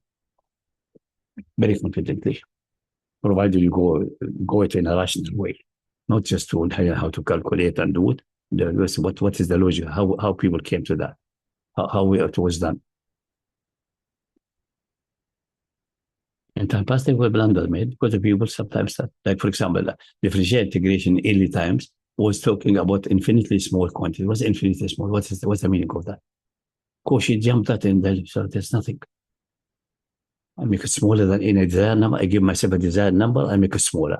I choose a smaller than the divided number by dividing by 2. Still, I can't do it. Still can't do it. That's the limit. Step by step, going to infinity. Not talking about infinite small distances. Doesn't make any sense. You can use it and you can get away with many things, but when it gets there to make it strict and clean, Cauchy approach, using limits. They call it epsilontic. Give me a small number as you wish. I can bring the things together. So close to that. Give me another number challenging with with even smaller number. I can still get later. That's it. And it goes together. It will fit together. It will converge. That's the definition of convergence. Starting with the final bit by bit, which fully under my control. And then in the limit, it must be like that. It must be a rationalization. Can I see it? Make any mental image it? No. And there's no way we'll ever be able to do that. But this is very deep. We don't need to go there. But that's what I say. وكان عرشه على الماء. وكان عرشه على الماء. Force you to think. Arsh is not created. That's the correct point of view. Disregard Ibn Taymiyyah. So it's not an extra shell around the earth like Kursi and an Arsh and all this nonsense. No, based on the faulty hadith of Abu Dharr al-Ghifari, which is faulty. We don't discuss that now. Maybe I'd put that in a chapter of Tawheed when following the messenger and describe the divine attributes. They even did not follow the messenger in their attributes. Whereas clearly metaphorical, they do not see that's metaphorical. So we don't know what's the meaning. What do we don't know? Say Allah is talking in Arabic and addressing Bedouins. When the people say, we came to ask you about a very troubled God, what's the beginning of this affair? The state of fairness. These all beings are, what's the beginning of that? How it began? What's it? He didn't say it has no beginning. He said, كان الله ولم يكن شيء معه أو قبله ولا صح قبله. Because the قبله is impossible. But he cannot use this language. So it's a language. A man on the back of it, لم يكن شيء قبله. It's nothing. Impossibilities behind it. If you translate it in a strict language. وكان عرشه على الماء. Then عرش الماء are not create things. What are they? Here you should do the ta'wil properly. That's the reason Ibn Abbas made ta'wil for Ayat al-Kursi. When he said, what's our kursi? We know what the kursi is, the chair in Arabic. There's no other use for it. What he said, that's in Bukhari. But Bukhari did not dare attribute to Ibn Abbas because the two is not one going to Sa'id ibn Jubair, one to Ibn Abbas. Sa'id ibn Jubair would not dare saying something else. It must be from Ibn Abbas. With the other isnad, it's definitely from Ibn Abbas. Ibn Abbas have sufficient mind capability, although he's also in the fitra, in the basic fitra. Say, kursiyuhu ilmuhu. Ilm. Not a place of the feet or the eighth sky or the ninth. So no, it's not a germ. It's not a created being. It's a metaphor for him. How he get there? He's a genius. Maybe he gleaned it from messenger. Maybe he asked the messenger of Allah. He didn't understand how he got it. I said, Allah gave him this fatah. But refute that the Sahaba did not do ta'wil and so on, or metaphorically. They did. Here is an example. That's the reason I will have that in the following the messenger and so on, to refute their claim, doing ta'wil and tashwih and to keep all this nonsense. We'll get it, inshallah, in the upper chapter. That chapter is not finished yet. It's not even out in the Arabic one yet. Here, the hadith clarify that. Plus the ayah. كان عرشه على الماء ورسل القرآن. Check the ayah. And then أول ما خلق was first creation. أول ما خلق Allah. Then Ibn Taymiyyah got stuck and got confused and said there's events without beginning. Before this universe, there's another universe, without beginning. That's impossible. That's the attempt, for example, of what's his name, the recent, that was still alive. I will remember his name. Say this Big Bang is another, before that was another Big Bang, another so on. So he's advocating the Hindu point of view that the time has no beginning. But that's internally contradictory. He could conform a theory. His name will come in my mind in a second. The motivation for him to say that, I don't think it's a deep philosophy. The motivation is that this way, you don't need to think about creator. You don't need to create. That's it. You want to get away with his atheism. That's it. Get God, the undesirable thing called God, get him out of the equation so you can enjoy your freedom and rampage as you wish. There's no God, so you can do whatever you want. Most likely, I don't want to Penrose, Professor Penrose, he's still alive. It's a called conformal theory of the cosmology. It's blatantly internal contradictory. But he's not, he's following mathematical equations without seeing how the time has begun and how the Big Bang refutes that. Even if there's the second Big Bang, there will be a beginning one. There's unescapable. There's no way. But we went in deep things which are maybe fitting in another things, not really in the Book of Tawheed. We don't want to go there for in the public, but for us enough is just to see these two concepts, what their relation between themselves. And then the Quran settled the issue clearly. If it's from Allah, it settled that ilah as used by the Quran, independent of the Arab were using it to that 100% extent or 90% correct and so on, because mushrikeen and people before Islam, and even time of Musa, we know from the dialogue in the Old Testament, even if it's not fully authentic, but partly authentic, that was people would have no clear idea. There was not developed enough at that time. Wasn't enough developed at that time. We cannot blame them. And Allah treated them according to the Old Testament. He was discussing with Musa and giving him what was the name Elia, but now we'll give you a new name befitting to this. Just give him a name which is a full sentence. I am who I am, send me to me. And to abbreviate that, Yahovah or Yahweh is an abbreviation of a long sentence. That's enough for that time. Now we developed further. Quran made a seal in the basic things are settled there. Shall we all type of primary, as we discussed, all type of primary deity are either a divine offspring, something with divine essence. There's no divine essence. There's only one divine being. So that's impossible. Or someone who can create and take his creation and get away completely. Or they dominate each other. That's the only solution. If they dominate each other, the one dominated is not Ilah. It's the defeated one. So the supreme one. The supreme one, there will be only one because they will. And the getaway is not possible because the supreme one will prevent him from getaway. So this turned out to be just an imaginary construct.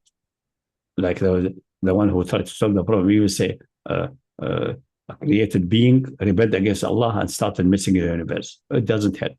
Because you cannot rebel against Allah. It's not possible. He cannot get away.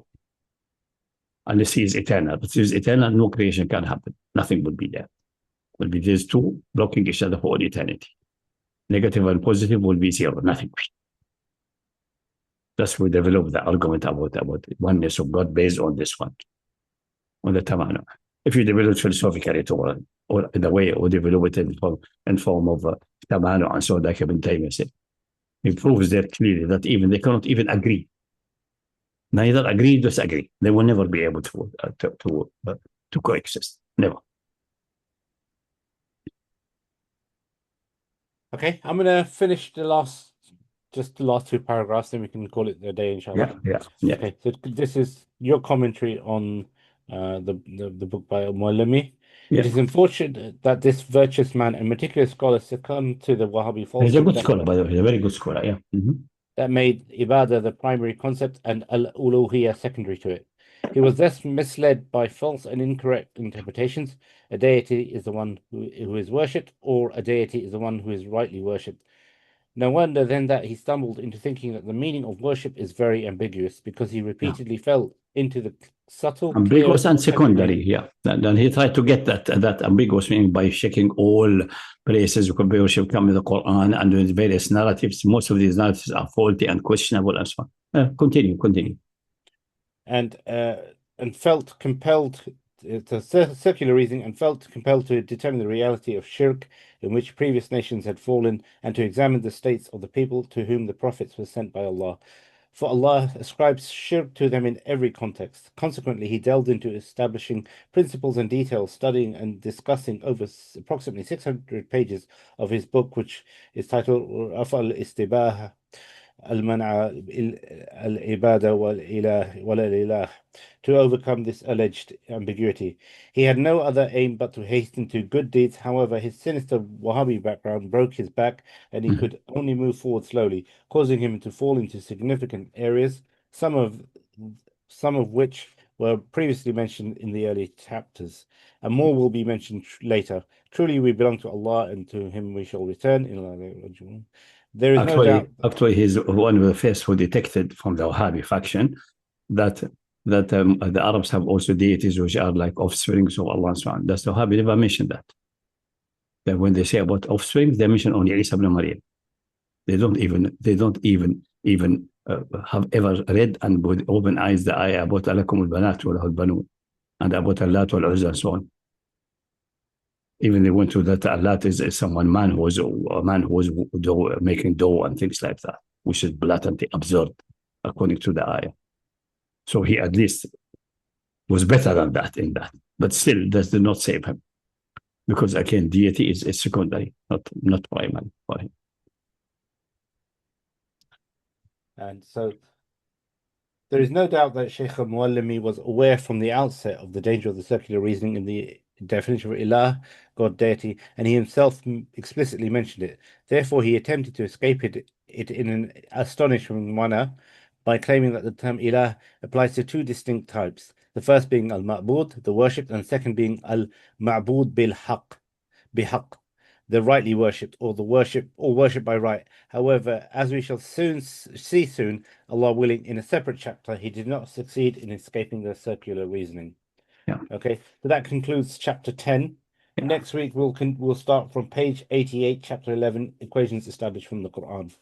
So this is really another attempt to escape that by saying that ilah applies to two types of things. The ma'bud bihaq, which is supposed to be a good definition, which is, we know it's bad for other reasons, but it is a bad definition. And the al-ma'bud, which is utterly contradictory to the Quran, but it's another type. Allah is not from this type, but there's other ilahs from the other type, which again does not solve the problem. Both the what direction and nowhere, same thing. That's not the solution of the circularity. That's not the solution of circularity. Okay, inshallah, let's call it day for today. Same again next week, inshallah. Sunday, Tawheed Halakha, Sunday Tafsir as normal, inshallah. Okay. I think we have preempted many questions, I think, anyway, so we can, if there's any question, we can take it quickly and then we can conclude. There's very few people left here. What's the time now? It's 10, nearly 11. Just I think we have enough time, yeah, 3 hours, 9, 10, 11, yeah, sufficient anyway. Sure. And the question will be this way, I think they may have been answered. Yeah. Anyway, these things will not be, as I repeat, if you think by reading one time these things, you are mistaken. You will never get all the meaning.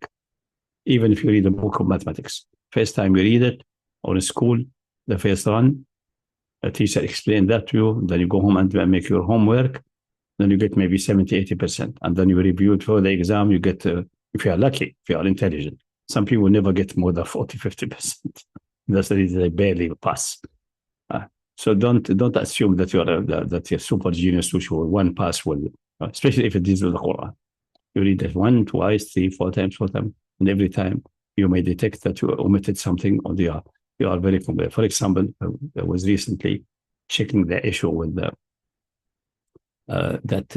which many people regard as a miracle with the Quran. I'm not denying it's a miracle, but I think it's misunderstood that Allah said about Pharaoh when we say, now you are embracing faith. Before that, you have the rebellious and disobedient. Today, فَالْآنَ نُنَجِّيكَ بِبَدَنِكَ. They interpret this that his body has been swamped to the shore, and then they found one pharaoh with some salt in his nose and say that's the one, and so on. That's a possibility, but if you read carefully, فَالْيَوْمَ نُنَجِّيكَ بِبَدَنِكَ. We save you with your body, not save your body. I need you to think about that. What does it mean? Is it just the body is washed aside, or he been saved, but only as a body, as a vegetable, losing his mind, so essentially dead, becoming really not capable of address and capable of repentance, but they got him put in the throne, and people see from far away, high Pharaoh, and then a viceroy ruling the country beside him. And he's presented an occasion far away. You know, Pharaoh, he will not be set with the common people. He will sit somewhere in a high platform. He's on, hey, he is here. He did not get Musa, but he's still alive. Look at him. And he stayed maybe years this way. So he saved you with your body. Save you as just a body, as a vegetable. or a little bit better than average, like an underage, retard, but sufficient to sit on the throne, to sit still until the people come and do the celebration and so on. They go. And the real management of the kingdom is by a vice regent or a viceroy.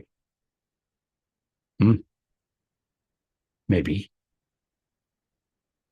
So we don't need to dig all these mummies to see if someone is having salt in them. And who said that other mummies do not have salt in their nose? And maybe at the time of Marim Patah onward, unless you scan all mummies and don't find any salt except this unique one, then there's a question mark. But maybe they started using salt later. All this was not, but the people took it up haphazardly, and some Egyptian brother, may Allah reward them, they are very emotional. Oh, this is an evidence. Nobody saw that, it's evidence of Quran. I say, no, I think it's a better miracle that he saved like that and then remained, and because the historical record seems to be, is not in the time of Ramses the Great or Mbada, is earlier, a bit earlier. That's better. But there didn't seem to be anyone who drowned or anything like that. It seemed to be the continuous kings and so on. That may be the explanation. And Khalfak Ayah, they're behind you, the one, obviously the ruling elite. They saw that situation and knew that he smashed. Musa defeated him completely. Nothing can be done about that. And they placed him in the throne and got a viceroy. And in the first few years, they are very cautious. And then later on, the viceroy did the management and so on and made conquest and so on. But they knew that he failed to catch Musa and failed to prevent their side. So it's ayah for them. And when we check the history, and we can verify it to a reasonable level, then it's also ayah for us. Why is there nobody missing? For example, it's even more miraculous than the other one, but that's which happened recently. I don't know how it came right. Najika bi badanika. Not nunaji badanaka. The other one, nunaji badanaka. And nunajika bi badanika, with your body. Because of your body, because your body survived. But he said, nunajika, we save you as a body, not as a soul for Yawm al-Qiyamah. He already, the door of repentance closed for him. Similar to Abu Lahab. Abu Lahab didn't become mental, but he was blocked from any belief, and Quraysh was blocked from any attempt to challenge the Prophet. That's a miraculous aspect. In case of nobody noticed it externally, but this one, the people behind say, oh, he came like a vegetable. Musa defeated him, and some survivor, other people survived. It's not rationally possible that all the army drowned up to the last man. They said, we saw the sea split, and Musa went, and most of us all drowned, and we just got the guy. He's retarded. Maybe. Anyways, I just make sure. So when you read the Quran, take second 100 times, you see more. So don't think first reading will get you. Don't make this error. For the Quran, if you don't notice this one letter, it may make a fundamental difference, but people gloss over it. People gloss over it and miss many things. Worse if they take it out of the context, not the whole story, and try to visualize what's going on. Book written by humans, not because a word may make a difference, but the meaning may be so complex and so on, especially issues like that with circularity. You need to read several times until you absorb it, or you still find an error in it. Don't be complacent. Sometimes you don't notice an error, and it goes for decades, even mathematical proofs. Okay, let's call it a day, inshallah, now. Yeah. Okay. سبحانك اللهم وبحمدك نستغفرك ونتوب اليك اللهم صل على محمد وعلى محمد كما صليت على ابراهيم وعلى ابراهيم في العالمين انك حميد مجيد وبارك على محمد وآل محمد كما باركت على ابراهيم وعلى ال ابراهيم في العالمين انك حميد مجيد تصبحون على خير والسلام عليكم ورحمه الله وبركاته.